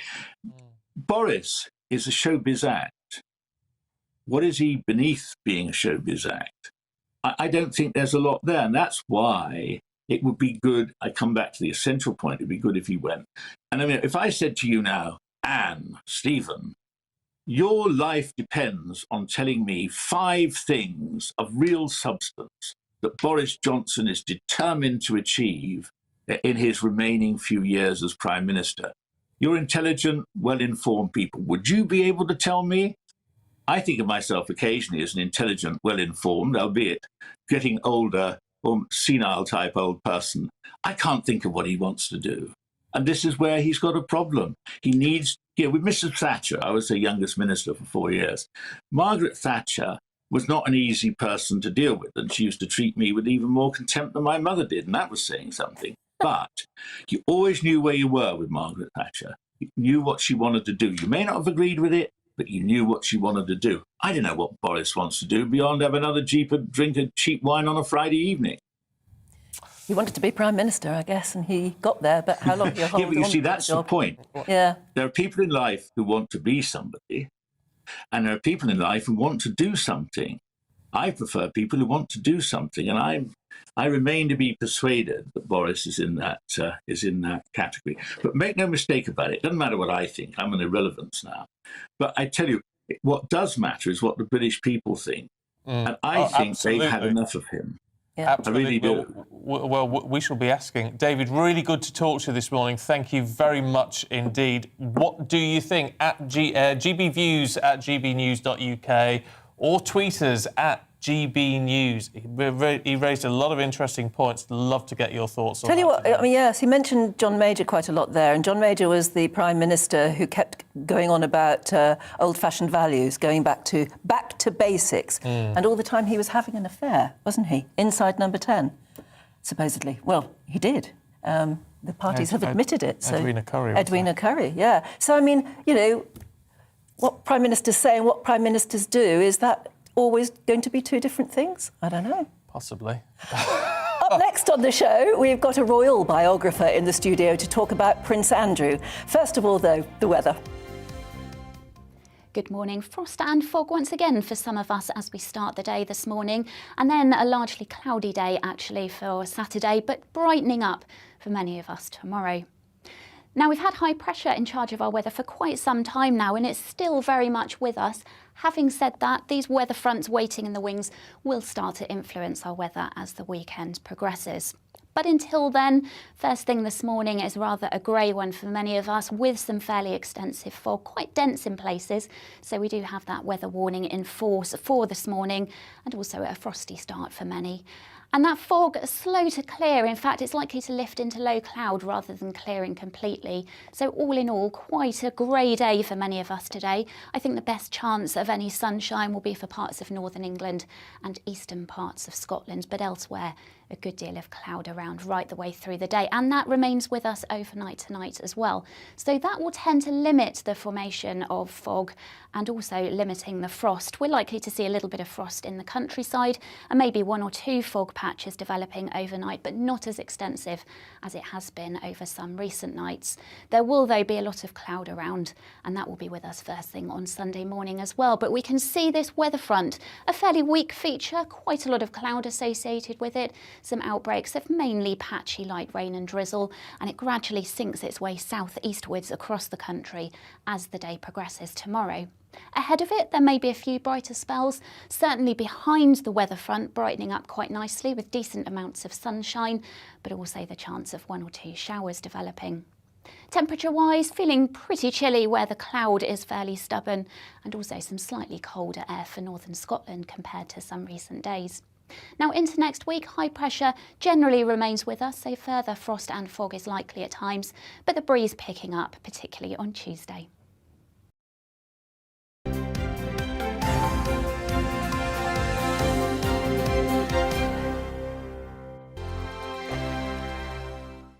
Hello there, I'm Eamon. And I'm Isabel. And you're watching the GB News digital stream across the United Kingdom. And around the world.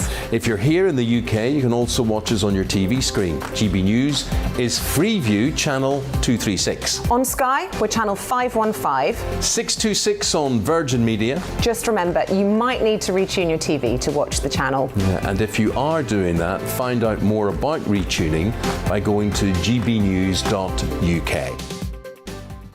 Join my show Farage, 7 p.m. till 8 p.m. Monday through Thursday, and there you will get opinion, analysis, debate, and I'll cover stories that nobody else dares to touch. And then for the last 15 minutes, talking pints. We're over a drink. We have a civilized conversation with someone. We very often disagree, but we do it in a grown-up way.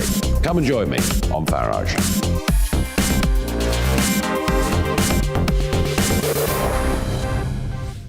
I'm Dan Wootton. Join me Monday to Thursday from 9 to 11 for the feistiest and most fun news debate on TV, where free speech reigns. I'll bring you a sharp take on the day's biggest stories, bombshell newsmaker interviews, and A-list guests.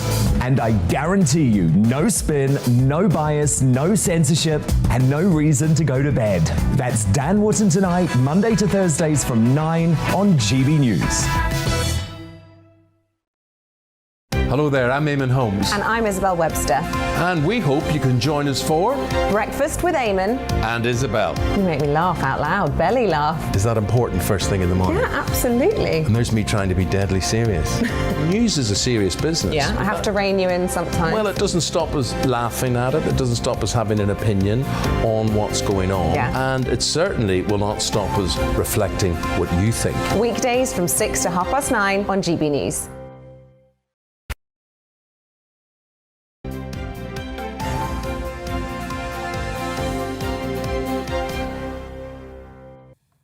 Tell you what, zipping by today, isn't it? It is. It's already 8:28. Would you believe it? This is Breakfast with Stephen and Anne on GB News. We are live across your TVs and your radios and on YouTube. And on the app as well. You can't get away from us. But the great thing about it is, and I've already had so many people say it, is that you can watch us on your TV in the morning while you're getting up. And then when you get in the car and drive, you can continue listening. And that's the great thing. And nobody else is doing it. No, they're not. It's a great way to stay in touch with everything that's going on today, including, of course, the deadline, which is fast looming for NHS workers. One in particular we've been talking to who's anxious because she refuses to take the vaccine, so could, as a result, lose her job. Yeah, she's Mirren Brewer, and she works as a medical secretary at the Worcestershire Acute Hospitals NHS Trust. And she says she actually feels coerced into putting something in her body that she does not want. It comes as new rules from April mean NHS staff face the sack if they're not fully vaccinated. They have to have the first jab by February the 3rd. Our West Midlands reporter, Balvinda Sidhu, has been to meet her. Mirren Brewer has dedicated more than 20 years of her life working for the NHS. She says she's devastated she could lose her job because she doesn't want to take the COVID vaccine. It's caused massive anxiety, massive levels of stress. I've had to arrange counselling for myself. It's been the most stressful thing I've ever gone through in my life because I never thought I've never been in a group of people who have been discriminated against or been made to feel like, I'm sort of less of a part of society because of a choice that I've made. From April this year, the government wants all frontline NHS workers to be fully vaccinated. Mirren works as a medical secretary at Worcestershire Acute Hospitals NHS Trust. She says she doesn't believe she's a risk because she's already had coronavirus. My family, we all had COVID a couple of months ago. We therefore would have natural immunity. And I'm not saying that it hasn't protected vulnerable people and things like that. I do think that it has made a difference. But for someone like myself, I don't feel that it would be of benefit to me. And so therefore, I don't feel that it's selfish for me to have some thought to my own health. She's not alone. According to figures, the NHS could lose 78,000 workers through the vaccine mandate. In a statement, the Deputy Chief Executive of the Worcestershire Acute NHS Hospitals Trust has said that they're encouraging all of their employees to get fully vaccinated. However, they are still waiting for detailed national guidance from the government, and there is a possibility that those unvaccinated staff could be redeployed elsewhere within the trust. But while they're still waiting for that guidance, their priority remains the safety of all patients and staff. I feel very coerced into having to try and make this decision because our livelihoods depend on it. My husband also works for the same trust, so for us to both lose our jobs will be absolutely catastrophic for us financially. Mirren says she hopes joining a union will help, but says the uncertainty continues to cause her great anxiety. Balvinda Sidhu for GB News. Well, I suppose we ought to give you the official response from the Department of Health and Social Care. They've said that NHS and care staff do amazing work, and we are thankful to those who have chosen to get the vaccine. They are responsible for looking after some of the most vulnerable at-risk people. And this is about patient safety and making sure people in hospital are protected as much as possible. And vaccinations are our best defence against COVID-19. Well, let's talk to Balvinda, who joins us now. And in terms of this, I mean, it's interesting to look at one particular case, but it does raise the question about how many people on the NHS front line are in the same position as Mirren. Well, I mean, figures this week have shown that there are potentially around 78,000 NHS workers who could be out of a job by the 1st of April if they don't get fully vaccinated.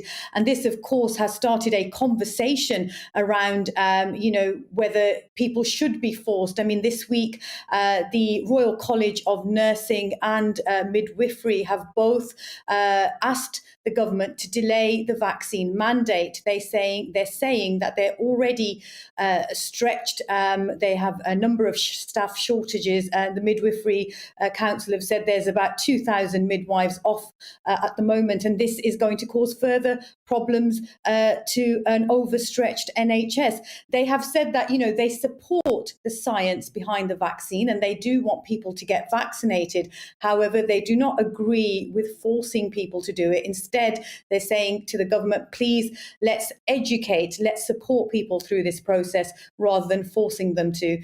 And, then there are those people like Mirren, who is a medical secretary. So she's not front line, but she has been told by her trust that she will need to get the vaccine as well, because she can have some patient contact. So this is a debate that really needs to be resolved because, the 3rd of February is when people need to have their first jab. That's only 2.5 weeks away. It's not long at all, is it, Balvinda Sidhu? Thank you. And we've had lots of reaction from that. Actually, Sharon emailed in. She said, as a registered nurse currently working as a COVID and flu vaccinator, I'm having an increasing number of people asking to know my vaccination status. I am fully vaccinated and happily let them know that in addition to telling them I was also a part of the vaccine trials for the AstraZeneca vaccine. However, many have said they would not take the vaccine from someone who was not fully vaccinated. Yeah, I can understand that, to be perfectly honest. I mean, it's almost common sense, isn't it? Well, Karen says also otherwise. She says if vaccinated people, this is somebody else who, thank you very much, has emailed in, if vaccinated people can still pass the virus on, there is no logical reason to mandate NHS with compulsory vaccines.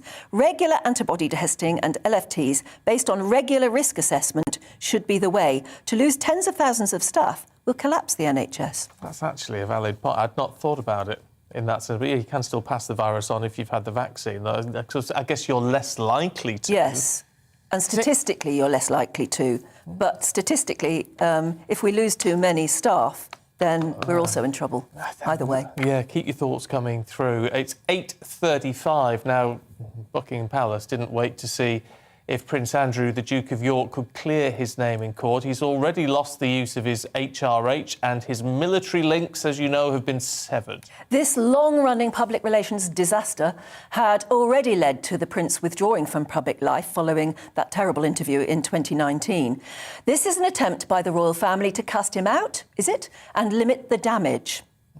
Well, let's talk to royal biographer Angela Levin. Really good to see you this morning, Angela. Hello. I mean, in terms of how the Queen has dealt with this, I mean, how much of this will have been what her advisors have said should happen, and how much of a direct role will she have taken in making these decisions, do you think? Well, apparently, Prince Charles worked out the whole idea over Christmas and New Year with several conversations over the phone with William. And they worked out what they would do exactly and when they would do it. And they then, Princess Anne and Prince Edward went round to Andrew to tell him what was going to happen so he wouldn't be too shocked. Oh. And then Prince Charles discussed it with the Queen and she said, with a heavy heart, I think you're right. So I think she's now leaning on Prince Charles to take these major decisions, even within the family, because she's always loved Prince Andrew, or Andrew now.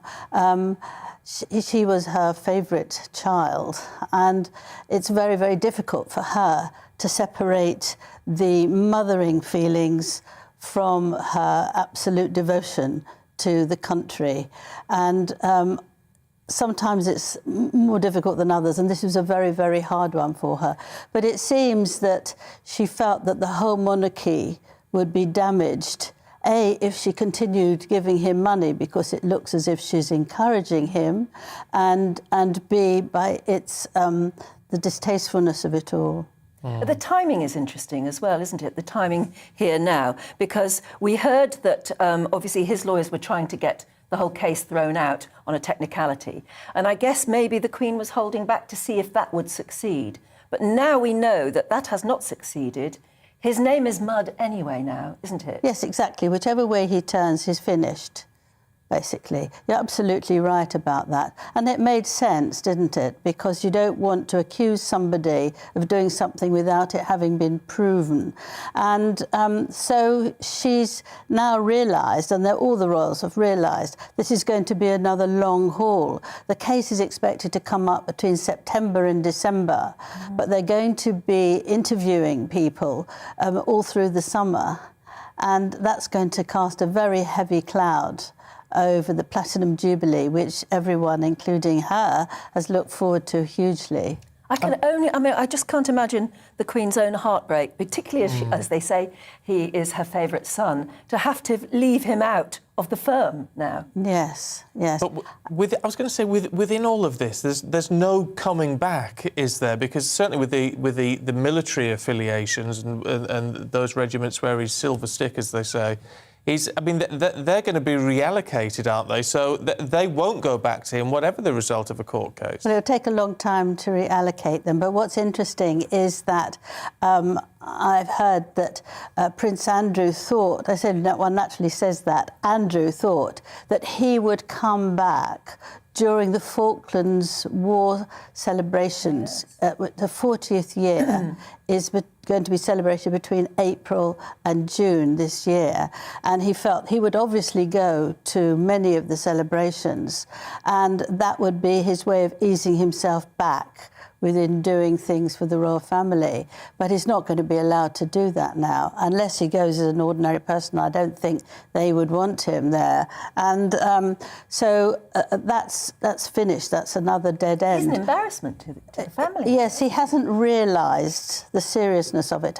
He's just pushed it away. He's quite arrogant, and he didn't want to accept actually what the implications were. So this was like being thrown in a cold bath, I think, not for health reasons, but to wake him up, that this is very, very serious. And as you said about the patronages, when you get a letter, as she did earlier this week, from 150 veterans to say he's got to go, and reading between the lines, people have felt that this was an anti-monarchist group that sort of wrote it for them. It could be like a rolling snowball and get worse and worse, and make it intolerable. The Queen is Commander-in-Chief of all the military, land, sea and air. And so she is responsible for that, basically. And if she doesn't listen to these people, it could be very, very difficult for the monarchy. So we call him Andrew now, do we? Well, I'm starting to call him Andrew. Or Duke. I mean, he still keeps his the Duke of York. He got that when he married Fergie. So is he technically not a royal anymore? Is that how it works? Well, he isn't. You can't change your birthright, can you? So you are a royal, but you can't do anything with that. Yeah. They said he's a private citizen. Yes, he's got to, that's right, he's got to face what's happening as a private citizen. And so he won't be called, it's all been put in the cupboard. It's not been taken away forever. There's even a movement in York, and we're going to talk about this later, aren't we? There's even a movement in the city of York to have the dukedom taken away from him. Yes. Do you think that could ever happen? I don't think that can happen, because that's his sort of birthright in a way, which he gets when he's married. But I don't know. I mean, I think they're going to be very tough and keep on going at it. Oh, Angela Levin, it's fascinating to talk to you and to get your thoughts as a as a role commentator. Yeah. Thank you very much indeed. Very Good much. to see you. Yeah, it's going to rumble on this one, isn't it? And stay with us, there's still lots to come, including the weekend showbiz news with Stephanie Tecci.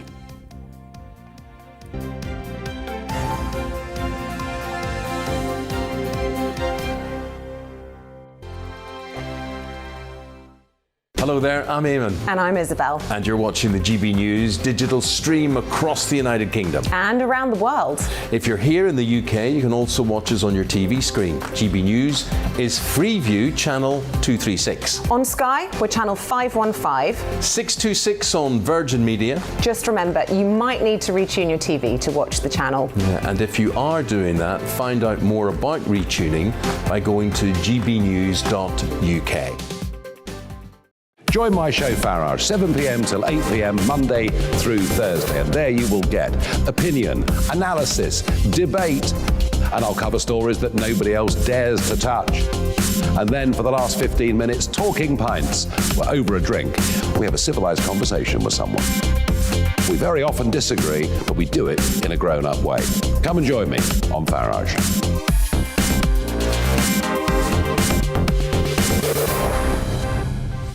I'm Dan Wootton. Join me Monday to Thursday from 9 to 11 for the feistiest and most fun news debate on TV, where free speech reigns. I'll bring you a sharp take on the day's biggest stories, bombshell newsmaker interviews, and A-list guests.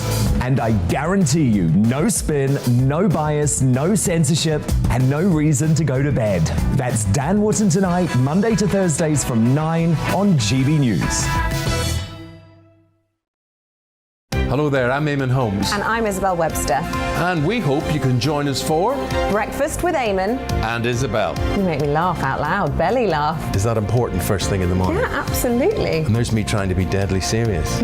News is a serious business. Yeah, I have to rein you in sometimes. Well, it doesn't stop us laughing at it. It doesn't stop us having an opinion on what's going on. Yeah. And it certainly will not stop us reflecting what you think. Weekdays from 6 to 9:30 on GB News.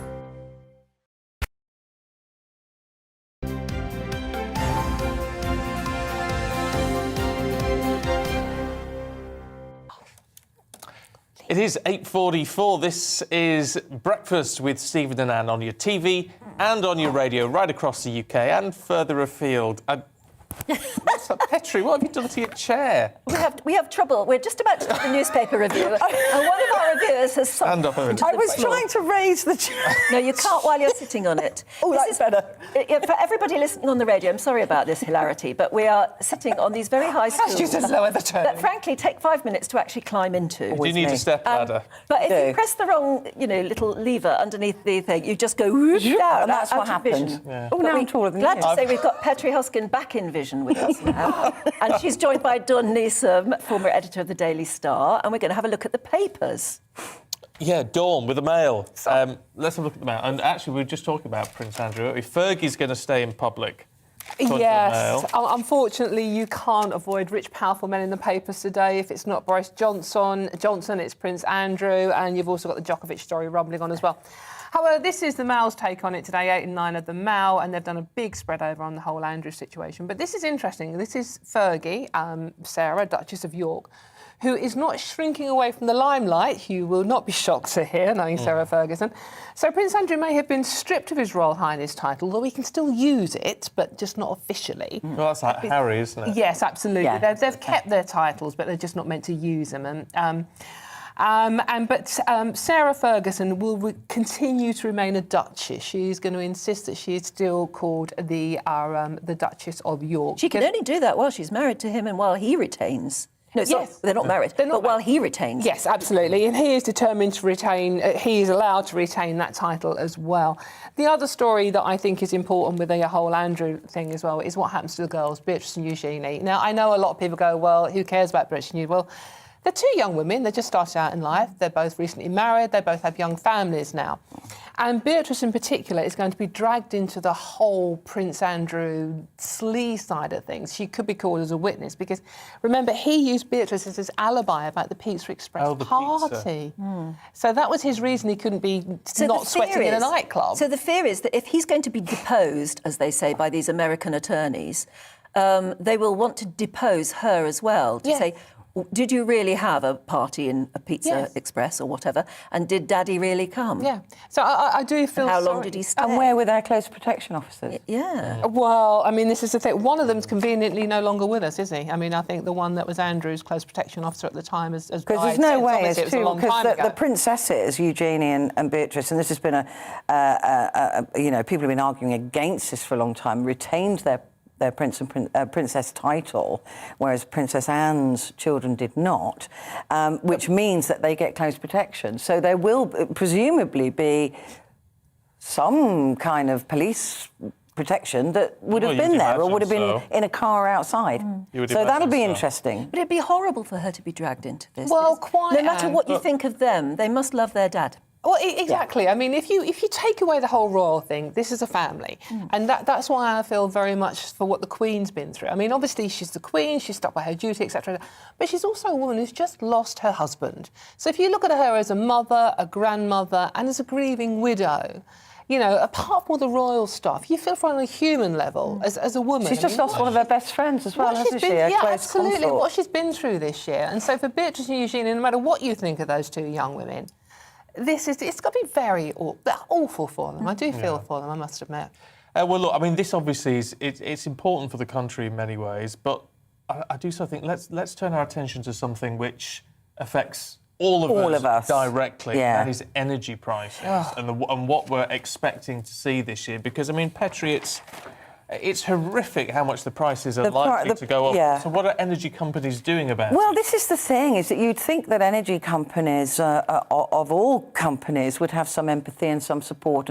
And if they don't have special departments that look after the mentally unwell or the elderly or people who need, then they should have, because, you know, not everybody is in the same situation. But we've seen this week, haven't we, that the director of OVO Energy was forced to apologise after suggesting that people get pets and they cuddle up to keep warm. Do you remember that? Yeah. And he said, I'm really sorry, I'm really embarrassed about that. And do star jumps. Which went down well with my mum, who's coming up for her 81st birthday. Yeah. And doing household chores. No thanks. Yeah, great.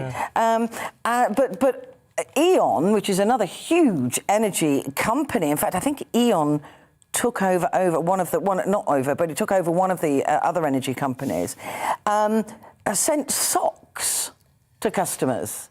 As you know, and they really did. They really sent socks, not to all customers, but they said, in light of the seriousness of current challenges that many people are facing, the mailing of these socks should have been stopped, and we are sorry. And it was just a sort of stunt or something. Yeah. And how much will it have cost? I know. Well, could have come off the bill. Yeah. I know, and that could have come off the bill. Well, talking of coming off the bill, it is time, and this has been discussed, isn't it, in Parliament, about the green levy is 25% of most people's energy bills now, introduced by Ed Miliband, you know, a while ago. But a lot of people are saying, look, you know, while the prices are going up, can we really afford? Because that is a tax to everybody. Yes. Yeah. To the very poor and the very rich. So it doesn't seem to be fair. It does need to come off. I think this is 25% of all bills. It is under green consideration now. as well. And yet they're talking about potentially getting rid of the VAT, aren't they? Which is what, 5%? Yes. Yes. So the green levy would actually be a much bigger impact. Yes, it needs to come off, and I think this is another way that Boris is considering saving his own backside. He's doing everything for the wrong reasons, but if it's going to benefit people. And those energy bills are going to be frightening. They are going to go. But when will the energy companies learn, when they operate pretty much an oligopoly, that there are real people at the end of the energy. Who don't want to be sent a Who pair of don't want to be socks. sent a pair of socks or a scarf or a joke. Oligopoly. I can't even say it. It's a brilliant word. I've got to use that as much as I can today. Oligopoly. No, wonderful word. I don't know what it means. No, tell us. Do you not? Well, where there's a monopoly, it's usually one company that has control. Where there's an oligopoly, they operate as one, but they are many. Like private schools, you would say, is an oligopoly. So when one puts a price up, they all do. They all can. Right. Oh, I'm going to use that word so often today. Really clever. Go on, it's a bet. I bet you can't weave it into a conversation without someone going, That's the challenge. What? Yeah, No, that's the challenge, is to use it somewhere today. I throw that challenge out to absolutely everybody. Use the word oligopoly. Dawn, can you use it in your next story? I can't even pronounce it, Anne, so I'm not even going to try. A woman who's been fined £12,000 pounds. Well, this is, again, going back. You can't avoid this. It's in every single paper, pretty much on every single page. This is back to the Boris and the Partygate. But this is now a lot of people, and the papers are going back over people who were fined at the same time as Boris and Number 10 were having all these constant parties.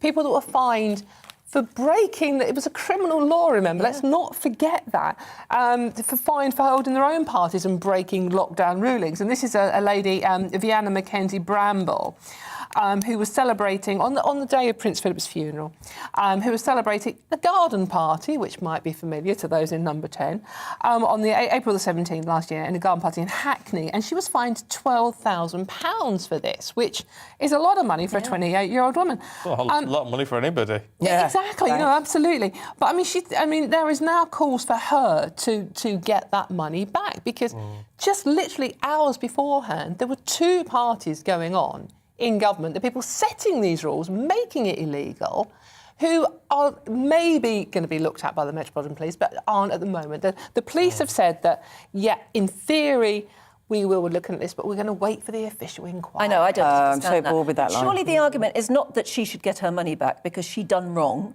It should be that they should also be fined. Absolutely. But who's going to be fined? The thing is, Anne, if they're fined, who pays? It's our money. It's our money. It's taxpayers' money. Yeah. I mean, well, it'd have to come out of their private pockets, wouldn't it? It would have to. Surely. It would have to. In theory, it would, but this Can't is... expense it. You'd be amazed what they can expense. Duck houses, they expense duck houses, remember. But also at the same time, if you remember, the police were going around and some of them were, you know, people being fined for having a cup of coffee outside. Sitting on there was benches. one old lady who was sat in her communal garden at the back of the care home having a cup of tea, and the police gave her a strict talking to. It's like, how embarrassing. Yeah. She was 80-odd years old. Don't talk to me like that. But, you know, it's that, you know. There's a lot of that went on. That And this is what is sticking in the craw of a lot of people, isn't it? It's that hypocrisy. It is, and it's sticking the fines to people who haven't got the money to pay. Well, those who are minting, it's not even the get away with it. parties. It's not even the parties per se. It's the hypocrisy of setting the laws, breaking those laws, but we all suffered. And there are some horrendous stories that come out this week about people who really did, they really not did. with loved ones, etc., etc. Well, our time this morning is shrinking away, Petri, so we've just got time for the star. Oh, I know. This is why you get paid the big bucks. I know. Do you get paid the big bucks? No. Oh, Anne, I'll tell you. We'll have a chat later.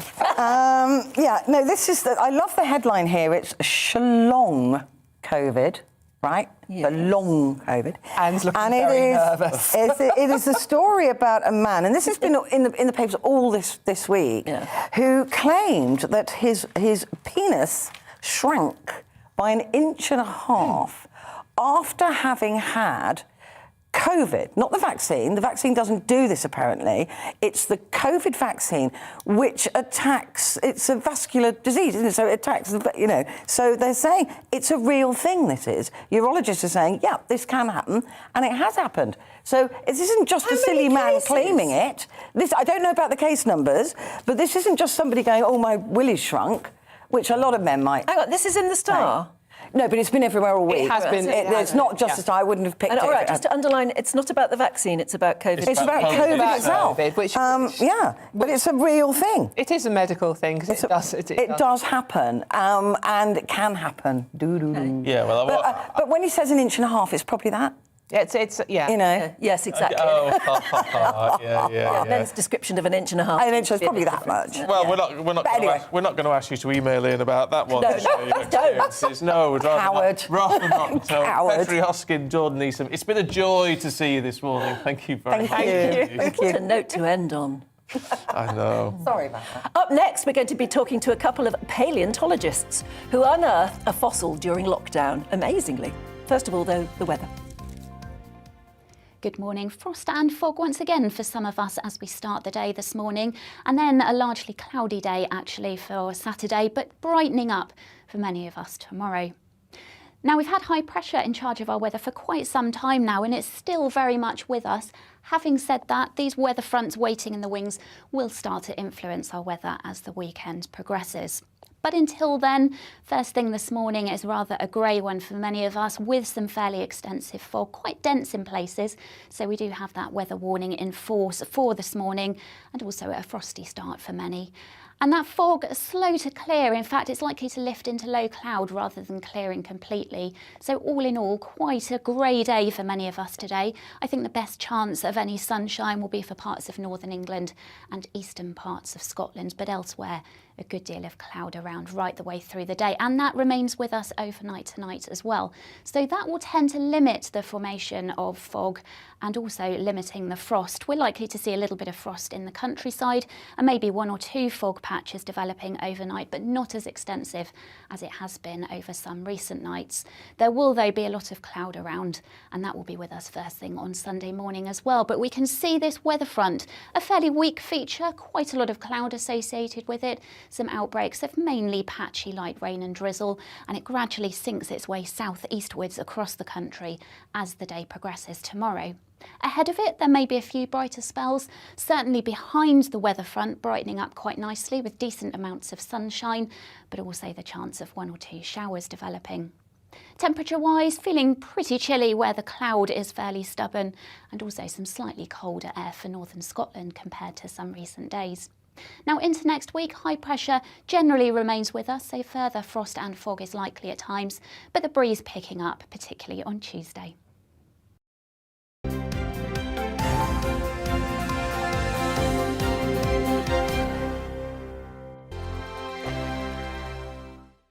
Hello there, I'm Eamon. And I'm Isabel. And you're watching the GB News digital stream across the United Kingdom. And around the world. If you're here in the UK, you can also watch us on your TV screen. GB News is Freeview channel 236. On Sky, we're channel 515. 626 on Virgin Media. Just remember, you might need to retune your TV to watch the channel. Yeah, and if you are doing that, find out more about retuning by going to gbnews.uk. Join my show Farrar, 7 p.m. till 8 p.m. Monday through Thursday, and there you will get opinion, analysis, debate, and I'll cover stories that nobody else dares to touch. And then for the last 15 minutes, talking pints. We're over a drink. We have a civilised conversation with someone. We very often disagree, but we do it in a grown-up way. Come and join me on Farage.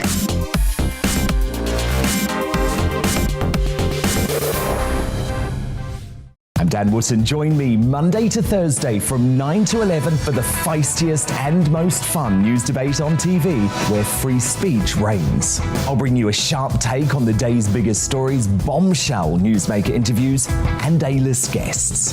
And I guarantee you, no spin, no bias, no censorship, and no reason to go to bed. That's Dan Wootton tonight, Monday to Thursdays from 9 on GB News.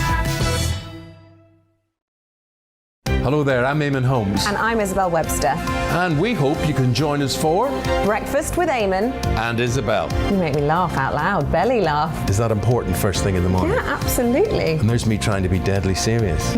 News is a serious business. Yeah, I have to rein you in sometimes. Well, it doesn't stop us laughing at it. It doesn't stop us having an opinion on what's going on. Yeah. And it certainly will not stop us reflecting what you think. Weekdays from 6 to 9:30 on GB News.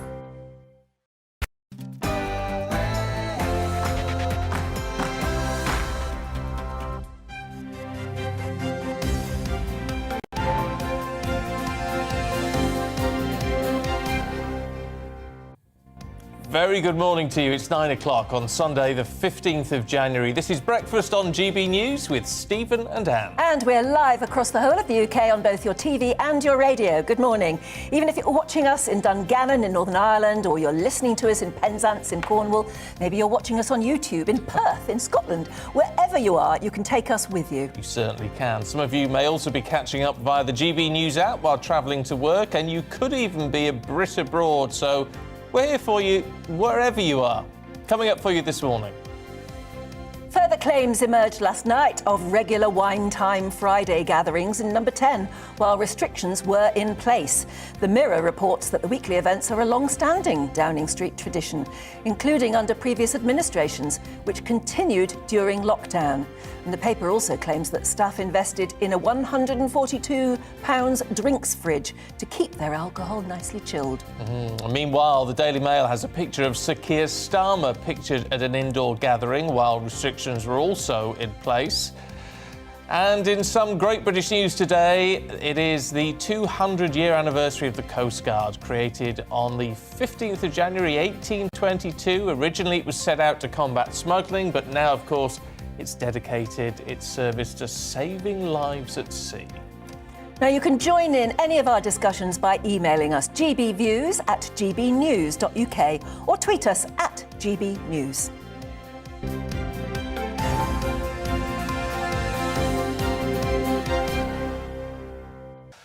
Well, let's start with that Partygate scandal. It rumbles and stumbles on as new allegations claim a weekly Wine Time Fridays drinking session was scheduled into the electronic calendars of Downing Street staff. Reports say drinks took place between 4 and 7 o'clock every Friday night throughout the pandemic. The Prime Minister, Boris Johnson, is facing increasing pressure now to resign after multiple allegations of rule-breaking parties at Downing Street. So far, 13 in all. Yesterday, Number 10 apologised to the Queen over 2 parties that were held the night before Prince Philip's funeral. And Kate Josephs, who was the former head of the government's COVID task force, no less, has issued a statement apologising for leaving drinks that were held for her in December 2020. And Jack Slack, former head of communications, also issued an apology for a leaving party for him held on the 16th of April. He's now the deputy editor of The Sun.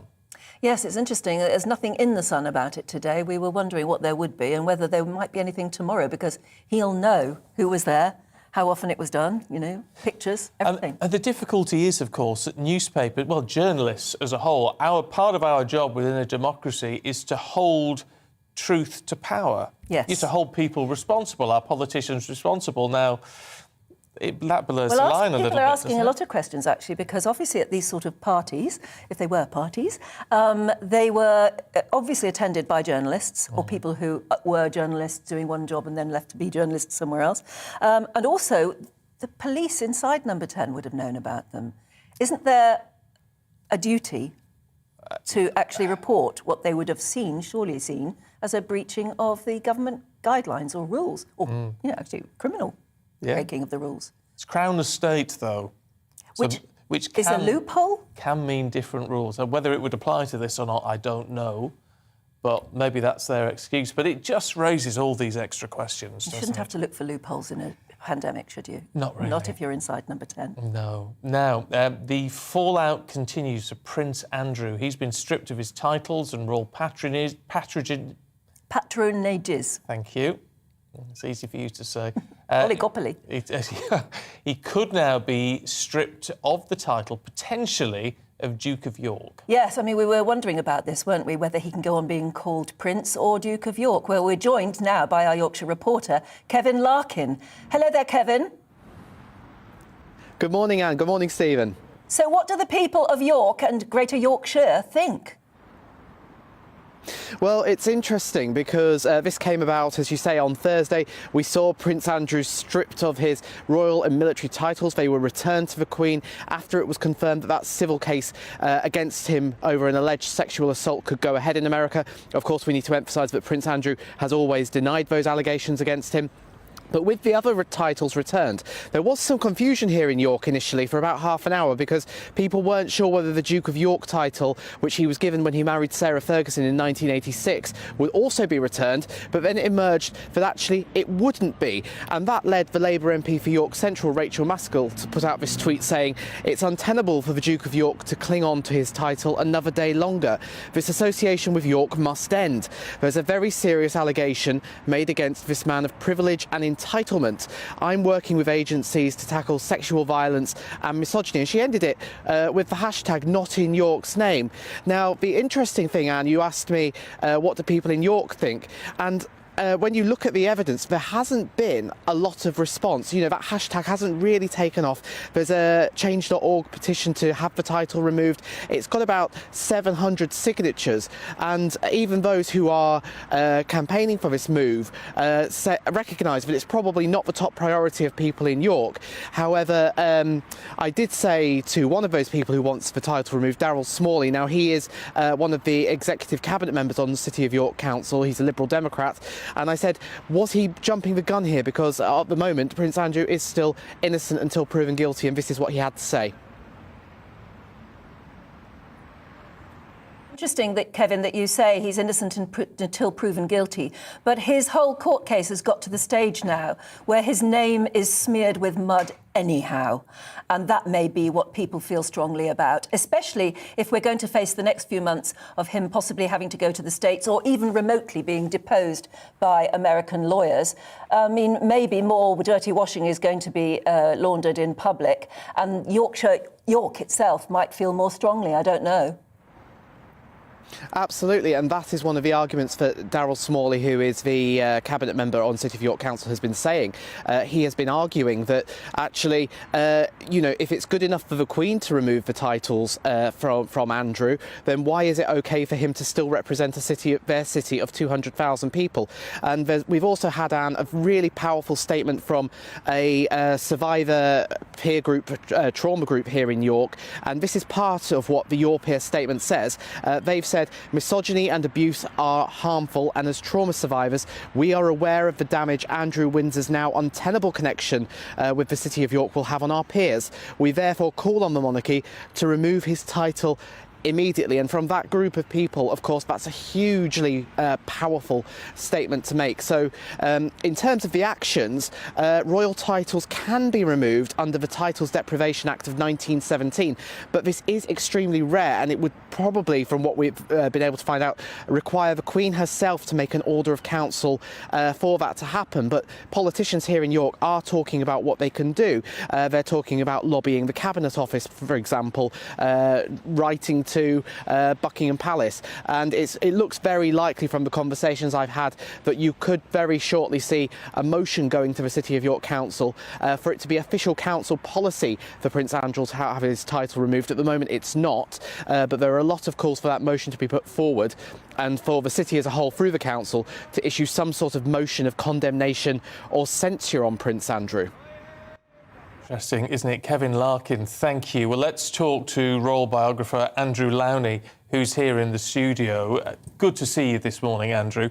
Is it even a possibility that Her Majesty, and it would have to come from the Queen ultimately, would remove such a title?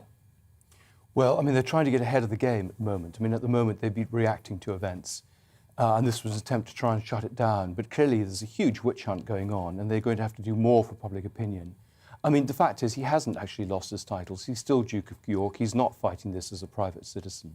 And so I think, she may well have to do this. I mean, this has been pushed by Charles and William, who are determined. They're the ones who are taking the flak for this. They're the ones, in a sense, who the future of the monarchy depends on. But we've got to also remember that, I mean, Prince Andrew and Fergie have been creating mischief for the last 25 years. I mean, there are much more important questions like cash for access. So this whole thing actually seems to me, it's not a storm in a teacup, it's a thing that's caught the imagination. But I think there are more serious allegations that can be levied against them, which they've managed to survive. Well, seriousness, I mean, there's no doubt it's serious to be best friends with a convicted paedophile, and that's something he can't get away from. No, and his choice now is either to settle, and she doesn't seem prepared to settle, or to go to court with all the disclosure and all the people dragged in, which is what she wants, her day in court. And I think it's going to be very hard for him to do anything. I mean, they're all just trying to wash their hands of him because they know this is not going to end well. And in terms of dragging all that information into court, should that happen, where does that leave Princess Beatrice in terms of a possible deposition she may have to make? All these people will be brought in, absolutely. I mean, there's a big debate at the moment how much can remain secret and how much can go public. But I think there must be a lot of people quaking. I mean, this thing may change. Ghislaine is presumably going to start squealing and naming names, and some of the attention may be taken away from him. I mean, I think that's what he's hoping. Or make it worse for him, who knows? But it could make it worse, exactly. I mean, they want to shut this down, and they don't know how to do it, because it's very hard when you've got someone like that. I understand a settlement was on the table, and it was turned down. He knows his reputation depends on him clearing his name. And a settlement, though, I mean, that would have its own implications. Well, of course, it's an admission of guilt. But I mean, people settle almost every day in the defamation and libel courts, without people accepting that they're bad. I mean, there are members of the royal household who've been worrying about this for a long, long time. There are others who say just because he has his hand around a girl's waist doesn't mean he slept with her. You know, we have to take on board the possibility that though he's lied on numerous occasions and he's not been his own best explainer of what happened. He denies all the allegations ever made against him, that's true, but nevertheless you can't get away from the fact that, and he admits, that he remained friends with a convicted paedophile. Yeah, I mean, the PR advice has been appalling. I understand that Charles and Amanda Thirsk, his private secretary, actually advised him to do that interview. Really? If, you know, they're now distancing himself. But the point is, if he'd done that interview and he'd done it well, he might well have lanced the boil. The problem was he was not well prepared and he wasn't up to someone like Emily Maitlis. It's interesting. So, Angela Levin, who we were talking to earlier on, was talking about his arrogance. Is that part of the problem here? Because certainly within that interview, Andrew, he appeared arrogant. Absolutely. And he just didn't get it. No, I mean, even by royal family standards, he's remarkably stupid. So, I mean, there are lots and lots of stories for royal protection officers, him bringing girls into Buckingham Palace, refusing to give them their names for security. I mean, the other big question here is security. People are making a big fuss about titles. I mean, it's a replay of... I've just done a book on the Duke of Windsor. It's the same thing that someone being exiled, frozen out by the royal family, same debates about titles and security. Isn't one of the big problems, if you are frozen out by the royal family, you've been brought up in a life of immense privilege, suddenly you've got to find money from somewhere, and that's where they start to do all sorts of stupid deals. Well, this is one of the problems. I mean, they've tried to live beyond their means. I mean, they're all very rich. I mean, this is why when Prince Harry says he's been cut off, it's ridiculous. They've got plenty of money. He'll be able to pay these bills. The Queen will pay them if necessary. They just like to live a lifestyle that really is beyond what they should be living, even if they could afford it. And that's continued to the next generation as well. I think they just need to live more simply, like the European royals. They need to slim down the monarchy. We need to actually cut and focus on the direct line of succession and pay for their security. But I think this would be a big debate now about the security for Andrew. And that seems to be the way Prince Charles and Prince William are thinking, doesn't it? Yes, but there's always been tension between Charles and Andrew. If you remember, there was a fight several years ago about whether Beatrice and Eugenie could do royal duties and things, and they weren't on the balcony. And, you know, Charles has been fighting for this for a long time, and this has given him, in some ways, his opportunity. The problem is that, you know, we want the royals to go and open garden fetes and do things, and there are not enough royals to go around. OK, look, Andrew Lowney, really good to talk to you this morning. Thank you very much indeed. Pleasure. Yeah, amazing, isn't it? Do let us know what you think. If you were going to pare down the royal family, who would you pare it down to? gbviews@gbnews.uk. Yeah, I can sort of see... I mean, the line of succession does make it cleaner, slimmer. Yes. And perhaps less pressure on those people who are never going to come to the throne. So it would be Charles and Camilla, Kate and William and their offspring only at the moment. Makes some sense, especially it'd be fascinating to get your thoughts on that this morning. And let's bring you up to date at 9:15 this morning. And the Prime Minister reportedly wants to reboot his leadership following a series of allegations at parties, and regular drinking took place at Number 10 while COVID restrictions were in place. The latest polling shows the Labour Party is now 10 points ahead of the Tories, their largest predicted vote share in almost a decade. Novak Djokovic is back in detention ahead of his visa appeal hearing. His legal team will argue the decision to bar him is irrational, just hours before his scheduled first-round match at the Australian Open on Monday. The country's immigration minister says his visa was cancelled as his views could stoke anti-vaccination sentiments. A boat of people thought to be migrants has been brought into Dover in the early hours of this morning. The group was rescued in pitch-black conditions by the RNLI following an incident in the Channel. It comes a day after a Sudanese man died while trying to make the crossing. And the Pacific nation of Tonga has issued a tsunami warning after an undersea volcano erupted.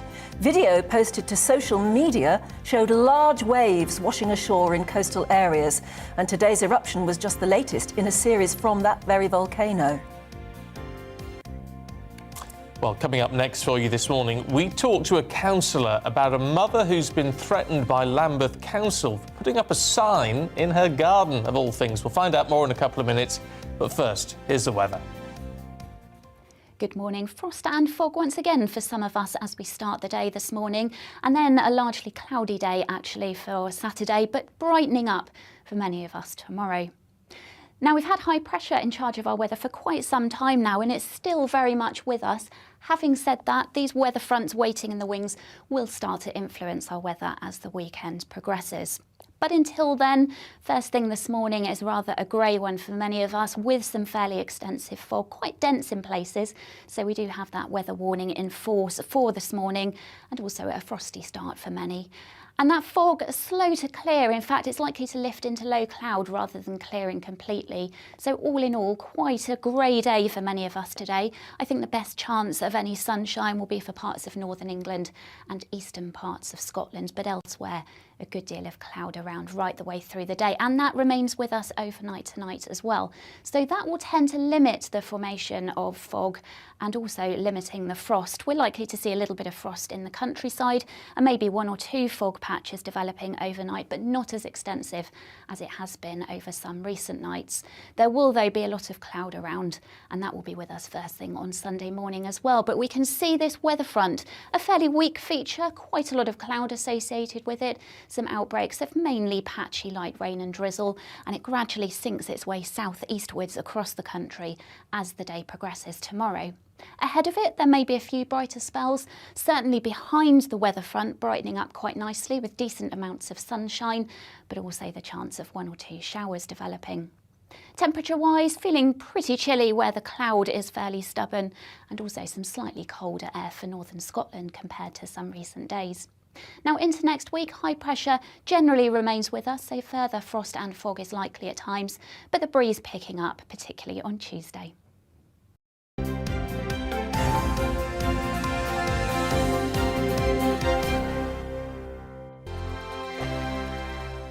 Hello there, I'm Eamon. And I'm Isabel. And you're watching the GB News digital stream across the United Kingdom. And around the world. If you're here in the UK, you can also watch us on your TV screen. GB News is Freeview channel 236. On Sky, we're channel 515. 626 on Virgin Media. Just remember, you might need to retune your TV to watch the channel. Yeah, and if you are doing that, find out more about retuning by going to gbnews.uk.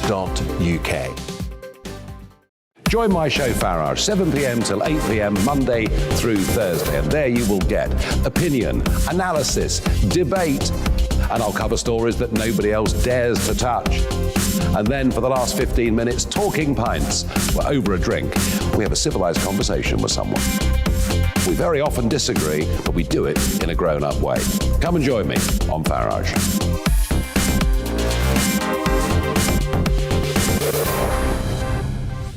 I'm Dan Wootton. Join me Monday to Thursday from 9 to 11 for the feistiest and most fun news debate on TV, where free speech reigns. I'll bring you a sharp take on the day's biggest stories, bombshell newsmaker interviews, and A-list guests. And I guarantee you, no spin, no bias, no censorship, and no reason to go to bed. That's Dan Wootton tonight, Monday to Thursdays from 9 on GB News. Hello there, I'm Eamon Holmes. And I'm Isabel Webster. And we hope you can join us for Breakfast with Eamon and Isabel. You make me laugh out loud, belly laugh. Is that important first thing in the morning? Yeah, absolutely. And there's me trying to be deadly serious. News is a serious business. Yeah, I have to rein you in sometimes. Well, it doesn't stop us laughing at it. It doesn't stop us having an opinion on what's going on. Yeah. And it certainly will not stop us reflecting what you think. Weekdays from 6 to 9:30 on GB News.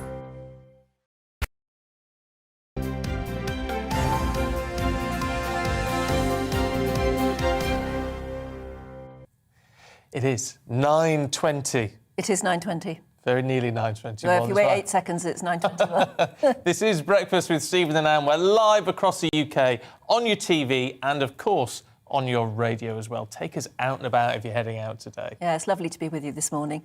Now, let's tell you the story now of a mother threatened with legal action over a sign attached to her front garden. She's comparing her local council to the Soviet Union.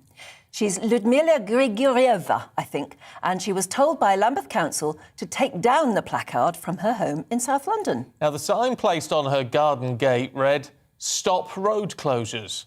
It's doesn't sound very controversial, but it's been described by the Labour-run authority as unauthorised advertising. Let's talk to Lambeth's Conservative councillor, Tim Briggs. Good morning to you. What do you make of all of this? Well, I mean, you may not know, I mean, it's fairly typical for me, where I am in Lambeth, that when the council doesn't like something, the Labour-run council, they try and suppress it in some way or find some way of stopping it. But it's, I mean, it's a disgrace, really. I mean, there's a big movement here, which is basically protesting against these so-called low-traffic neighbourhoods, which are essentially the idea that if you shut off people's streets, somehow that will reduce air pollution. But of course, the problem is it just displaces the traffic to areas around the shut-off streets and then creates traffic gridlock and actually creates more pollution. So, and people are fed up. So businesses, there's an appeal on Thursday. There was an appeal at the Court of Appeal for a disabled lady called Sophia Sheikh here in Lambeth, who is trying to get the council to overturn this decision because obviously she's affected. She can't get to her car. So businesses are affected. Like, you know, basically, if you've got a family, you want to take your kids somewhere, if you've got a small business, a shop on the corner, you want to move your stuff around, you can't. And the council thinks this is the Labour councillors and the council think this is a great idea and this will get everyone on their bike. But so basically, are you talking about roads that used to be through roads are now dead ends in order to try and reduce the volume of traffic, which sounds sensible, but it's not working. That's right. And if you used to live on a road where that was the way out, you can't go that way anymore? That's right. I mean, essentially, these are residential roads, and the idea is, well, if we shut off these residential roads, everyone will get on their bike. Of course, everyone wants more people to cycle and walk and to live a more healthy lifestyle, but the issue is that it doesn't get people on their bike. If you need to use your you need to use your car, if you've got relatives outside London, whatever it is, for your business, your work, you know, you're not just inconvenienced, but it's actually really affected people's lives. I mean, the bottom line here is whether you agree with it or not, everyone gets to have a say when it comes to the next elections. But we live in a democracy, don't we, where surely it shouldn't be a problem if you want to voice in a perfectly sort of polite or inoffensive way, voice your views, whether it's walking down the street in a protest or putting a sign up.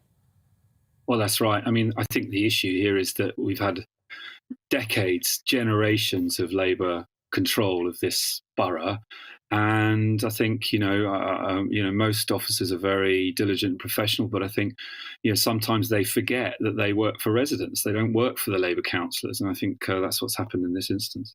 So, do we know whether the sign is still up? I imagine it is still up because I've written to the council asking them to apologise. I've actually looked at the law, and I think the law they've quoted the law wrongly. And what's really sinister is that I think that they may have known that they were using the law incorrectly, because I can't believe, reading the law myself, that it's that they could have got something that simple wrong. I mean, it's clearly not an advertisement. It's for there's an exemption in the law for political or cultural or religious signs that you want to put up that are within a certain size. So I mean, it's just a disgrace, and I feel the same as everyone else. I just think, what the hell's going on? But there's only one of me. I'm only one count. We've got one Conservative councillor, and we've got 52 Labour or left-wing councillors. It would be interesting to get the views of, if you've got other councillors across the country who may be watching this morning, because there are signs everywhere. I mean, certainly against HS2, and also there's loads of signs everywhere. And to see what their views on it would be. I mean, you may not agree with what Ludmilla is saying on her poster, but, I can't. It's very difficult to see how it could be illegal to put it there. And what's it like being the only Conservative councillor on a Labour council? Well, I was saying the other day, I don't have any arguments within my own party with anyone, because it's just me and the activists who support me. But I mean, it can be a bit lonely, but actually it's fine, because I'm always happy just to take centrist, practical ideas and policies and put them forward. And there's a lot of, as you can imagine, there's a lot of focus on things that I think don't matter. There's a lot of waste. There's a lot of focus on social issues, whereas really we need to be looking at, how to support residents, how to bring the cost of living down for residents, how to help people. Yeah, I mean, do you think that there is enough focus actually on the sort of basic needs of residents? I mean, you talked before about the fact people seem to forget that they are there to work for the people of Lambeth in your case. Why do you think that gets forgotten? I just think there's a whole culture that's built up over the years of, and this was pointed out in the report into, I don't know if you saw, there was a big historic sex abuse scandal in children's homes in Lambeth, which came out about 6 months ago. And in that report, they said, look, this is a political administration that spends all its time fighting central government and pretending that they're in some kind of big beef with central government. Central government, central government has God knows how many local authorities that it deals with and helps. And this idea that somehow Lambeth is being singled out because it's this is the narrative is that they're fighting the evil Tories in central government and they're fighting on behalf of it's absolute nonsense. There's so much waste, poor management, poor decision making, lack of focus on the things that really matter, increase in tax year after year, and all I do is I just stand up and say, look, that's wrong. Focus on this. And the report said, look, this is one of the reasons why these children were abused, because no one really worried about what was the bread and butter stuff of looking after our children. They're so worried about creating a name for themselves nationally that they don't do that. Well, you're at grassroots level doing the job, aren't you? Before we let you go, really quickly, Boris Johnson, thumbs up or thumbs down? Well, I'm a Conservative councillor, so I have to support whatever happens nationally. And I think it's a difficult period, but I think when the dust settles, it won't be seen to have been a massive drama. All of what's happened nationally. I mean, I know a lot of people obviously are very upset, but I hope that will die down. OK. Councillor Tim Briggs, good to talk to you this morning. Yeah, Thank you. Good question. Yay, thumbs up. Thumb was somewhere in the middle, I think. Yes, certainly. He might just be a local politician, but he's a politician and nonetheless. And he's talking to the real people who do the voting. Yeah. Anyway, coming up after the break, we're going to be chatting to two budding paleontologists who found a fossil during COVID lockdown.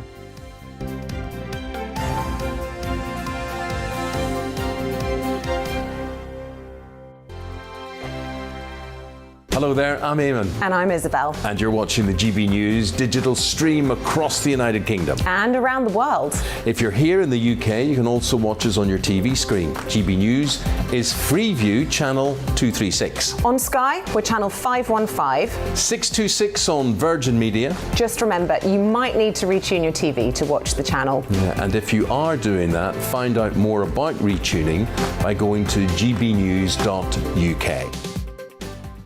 Join my show Farrar, 7 p.m. till 8 p.m. Monday through Thursday, and there you will get opinion, analysis, debate, and I'll cover stories that nobody else dares to touch. And then for the last 15 minutes, talking pints. We're over a drink. We have a civilised conversation with someone. We very often disagree, but we do it in a grown-up way. Come and join me on Farage.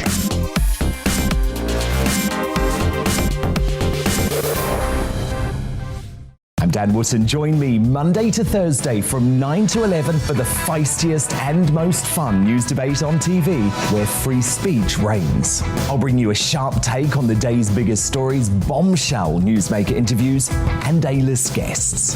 And I guarantee you, no spin, no bias, no censorship, and no reason to go to bed. That's Dan Wootton Tonight, Monday to Thursdays from 9 on GB News. Hello there, I'm Eamon Holmes. And I'm Isabel Webster. And we hope you can join us for Breakfast with Eamon and Isabel. You make me laugh out loud, belly laugh. Is that important first thing in the morning? Yeah, absolutely. And there's me trying to be deadly serious. News is a serious business. Yeah, I have to rein you in sometimes. Well, it doesn't stop us laughing at it. It doesn't stop us having an opinion on what's going on. Yeah. And it certainly will not stop us reflecting what you think. Weekdays from 6 to 9:30 on GB News.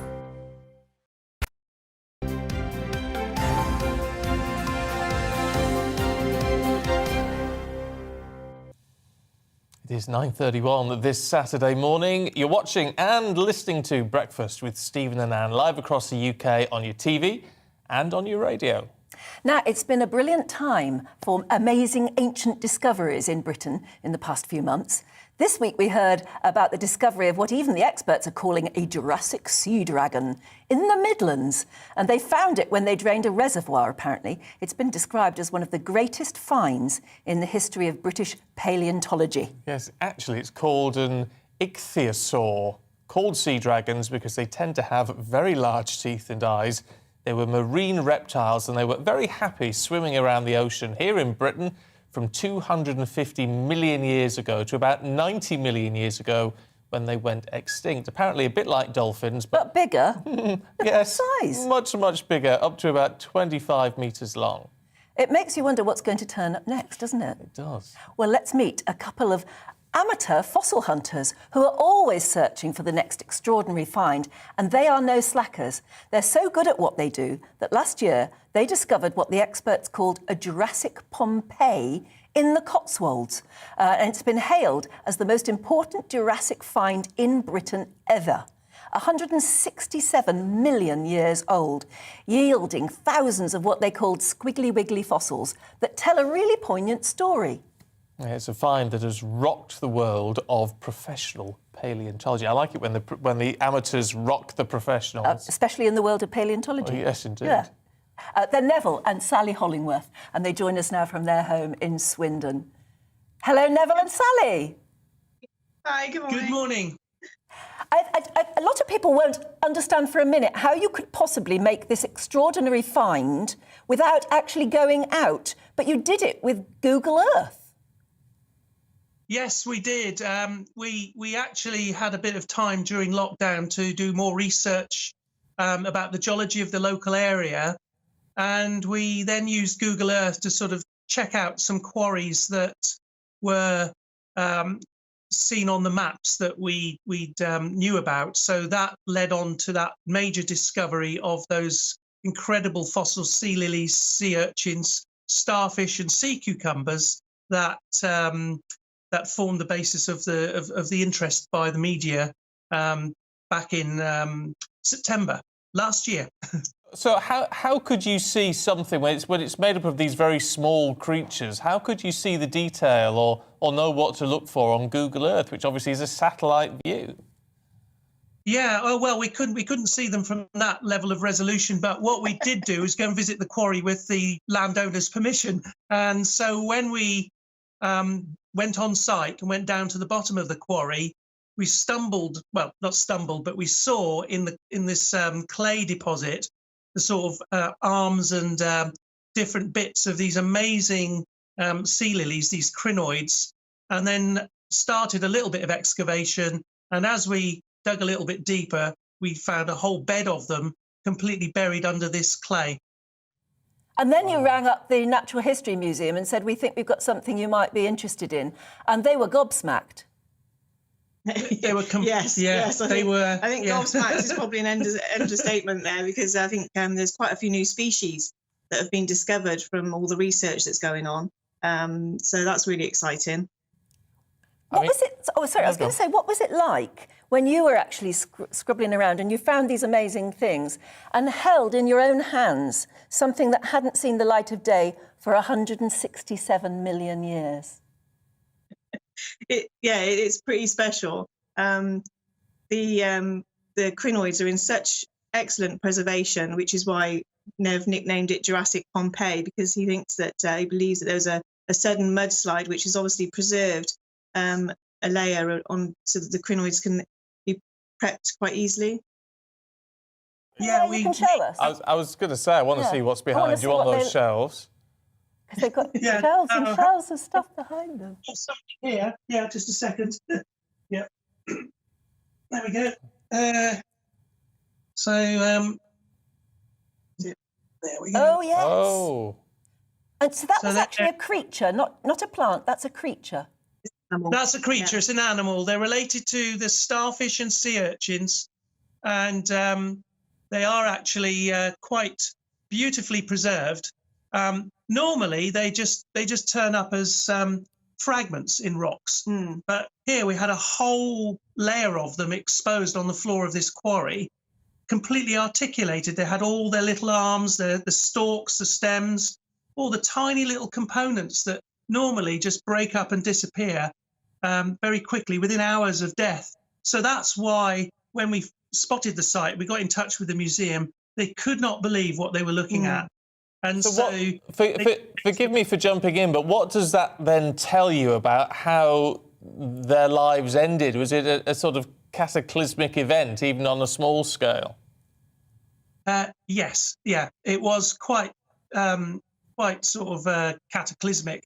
The idea is that there was either a huge storm, and then that generated a mudslide that then covered over everything that was living on the seafloor at that time.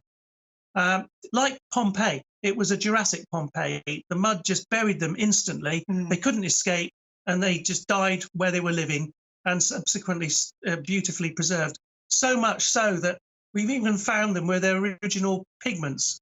They're actually pink. That was quite surprising for us. Pink and violet. That was the colour of them. Oh. Yeah. And while they were there in the Cotswolds on this sea floor, squiggling and wiggling around, what was around on the Earth? Was it T-Rexes and things like that? Actually, T-Rexes weren't Jurassic, were they? I don't know. Something else. No, there were big dinosaurs. There were sort of megalosaurs, which are distant relatives of T-Rex. There were large herbivores like the sauropod dinosaurs that you see in Jurassic Park. So the land was lush, densely vegetated tropical environment where we are today.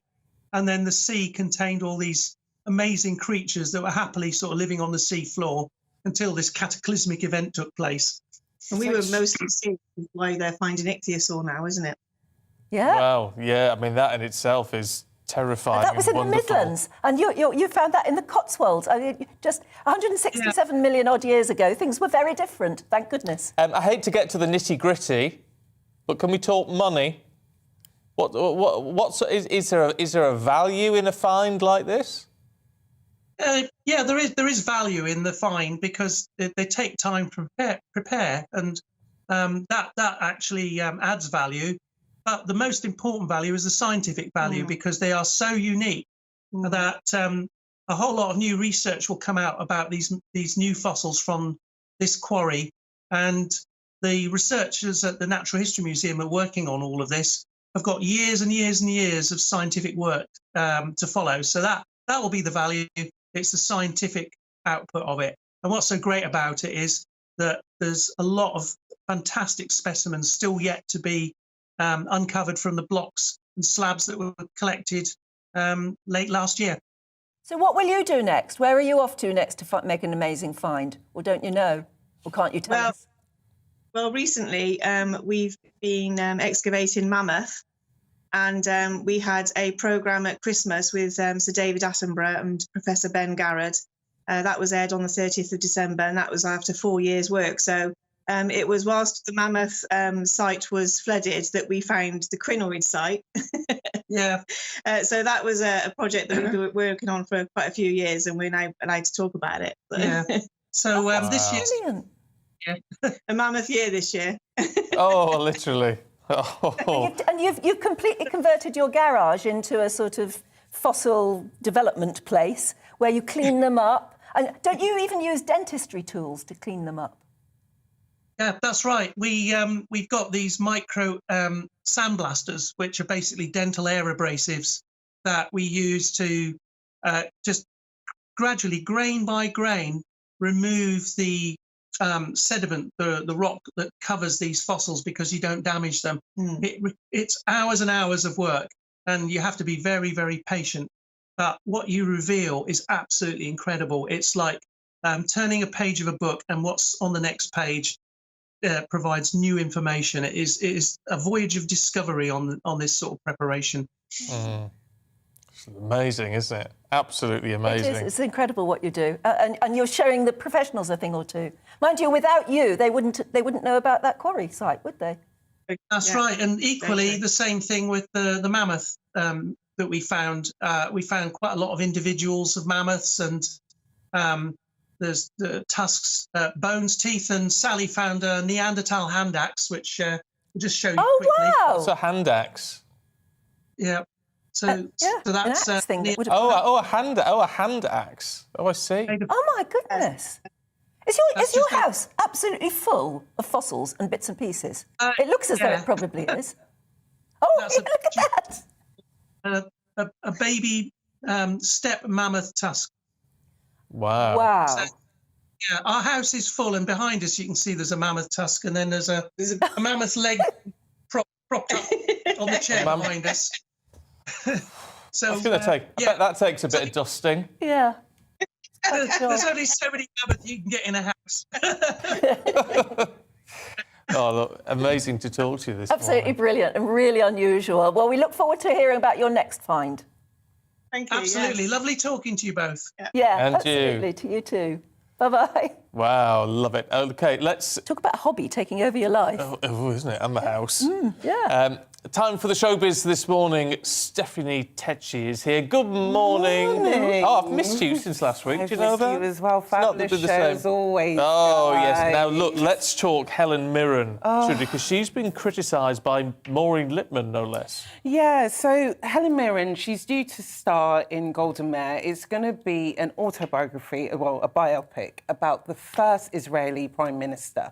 And Dame Maureen Lipman has said she's not suitable for the role because she's not Jewish, and she feels like the Jewishness is so important to the role. But luckily, Golda's grandson has come out and said actually she would have loved to be played by Dame Helen Mirren. Like, all she needs to do is bring his grandmother's character to life in the role.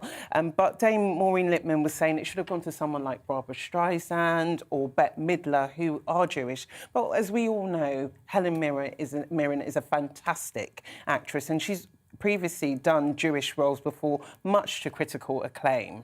Yeah, it's an interesting one. I don't know where I stand on that one. I don't know where I stand on that one. No, but if Golda Meir's grandson says there's no problem with it, then you've got to take them at their word, haven't you? Definitely, and I think it's just about doing the role justice and doing it sensitively and with respect. And I think Dame Helen Mirren has got so much experience under her belt as an actress. I don't think she would make a mockery of it and that stuff. And it's always been, it's a big thing in the acting world at the moment. With I mean, how far do you go? I mean, you look at Meryl Streep, played Margaret Thatcher, an American playing a Brit. You know, nobody sort of thought very much of that. I mean, the days of, I mean, in ancient times, I was going to say years and years ago, you used to have white people playing black people and blacking up for it, and we wouldn't do that anymore. But I don't know how sensitive you get. I think it has to be a case-by-case basis because I think it works with Helen Mirren. But then, you know, I was saying yesterday, it's like if it was maybe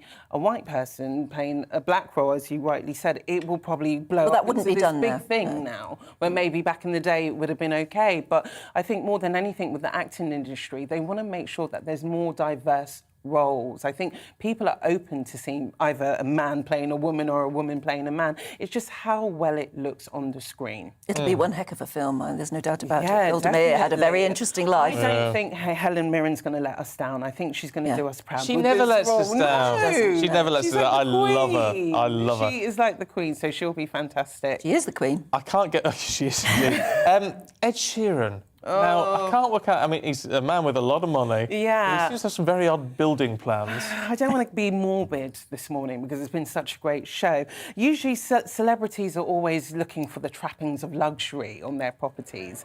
But last year, Ed Sheeran submitted an application to have a chapel to be built on his property in Suffolk. And he got that accepted by the local council, but now he's put in another application to have a burial chamber to be fitted into his property. This is legal. Apparently, we could all do it. Yeah, if we got planning permission, couldn't we? We can all do it, and I just find it a very odd choice why he would want to be buried where his property is. But surely it must be something that must be close to his heart. And I didn't really know that Ed was that religious and stuff. So he said his chapel was going to be there for a place of retreat and prayer, and he said people can also come visit it.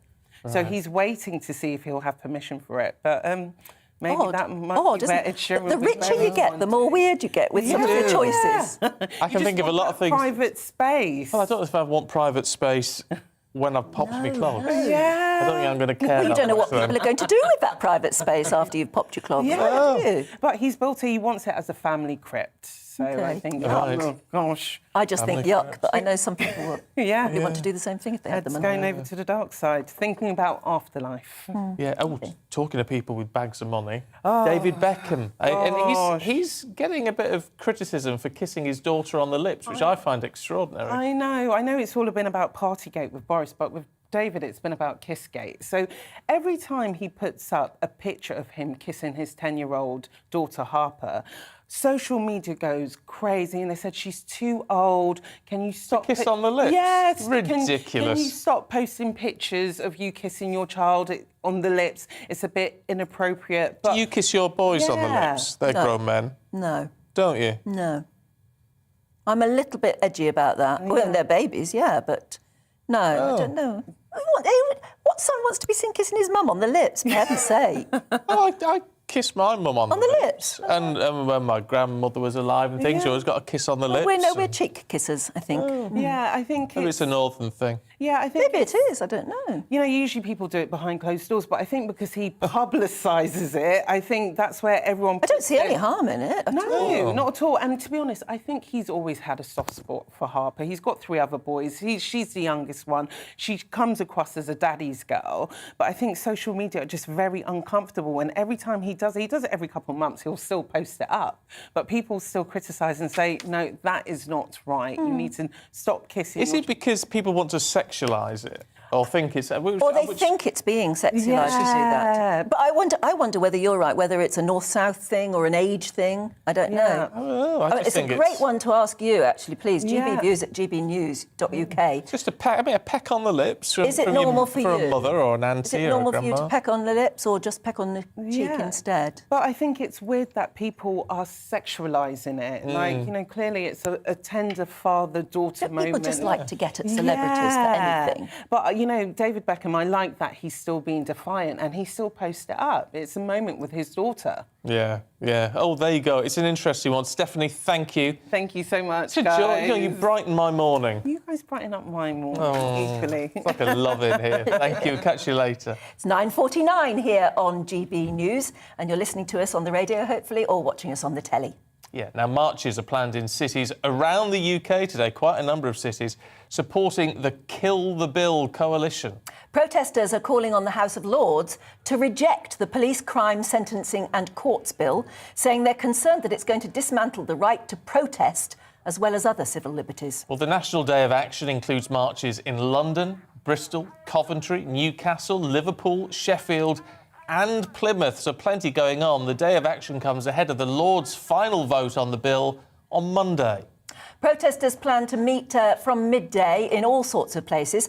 And joining us now is human rights campaigner Peter Tatchell. Hello there, Peter.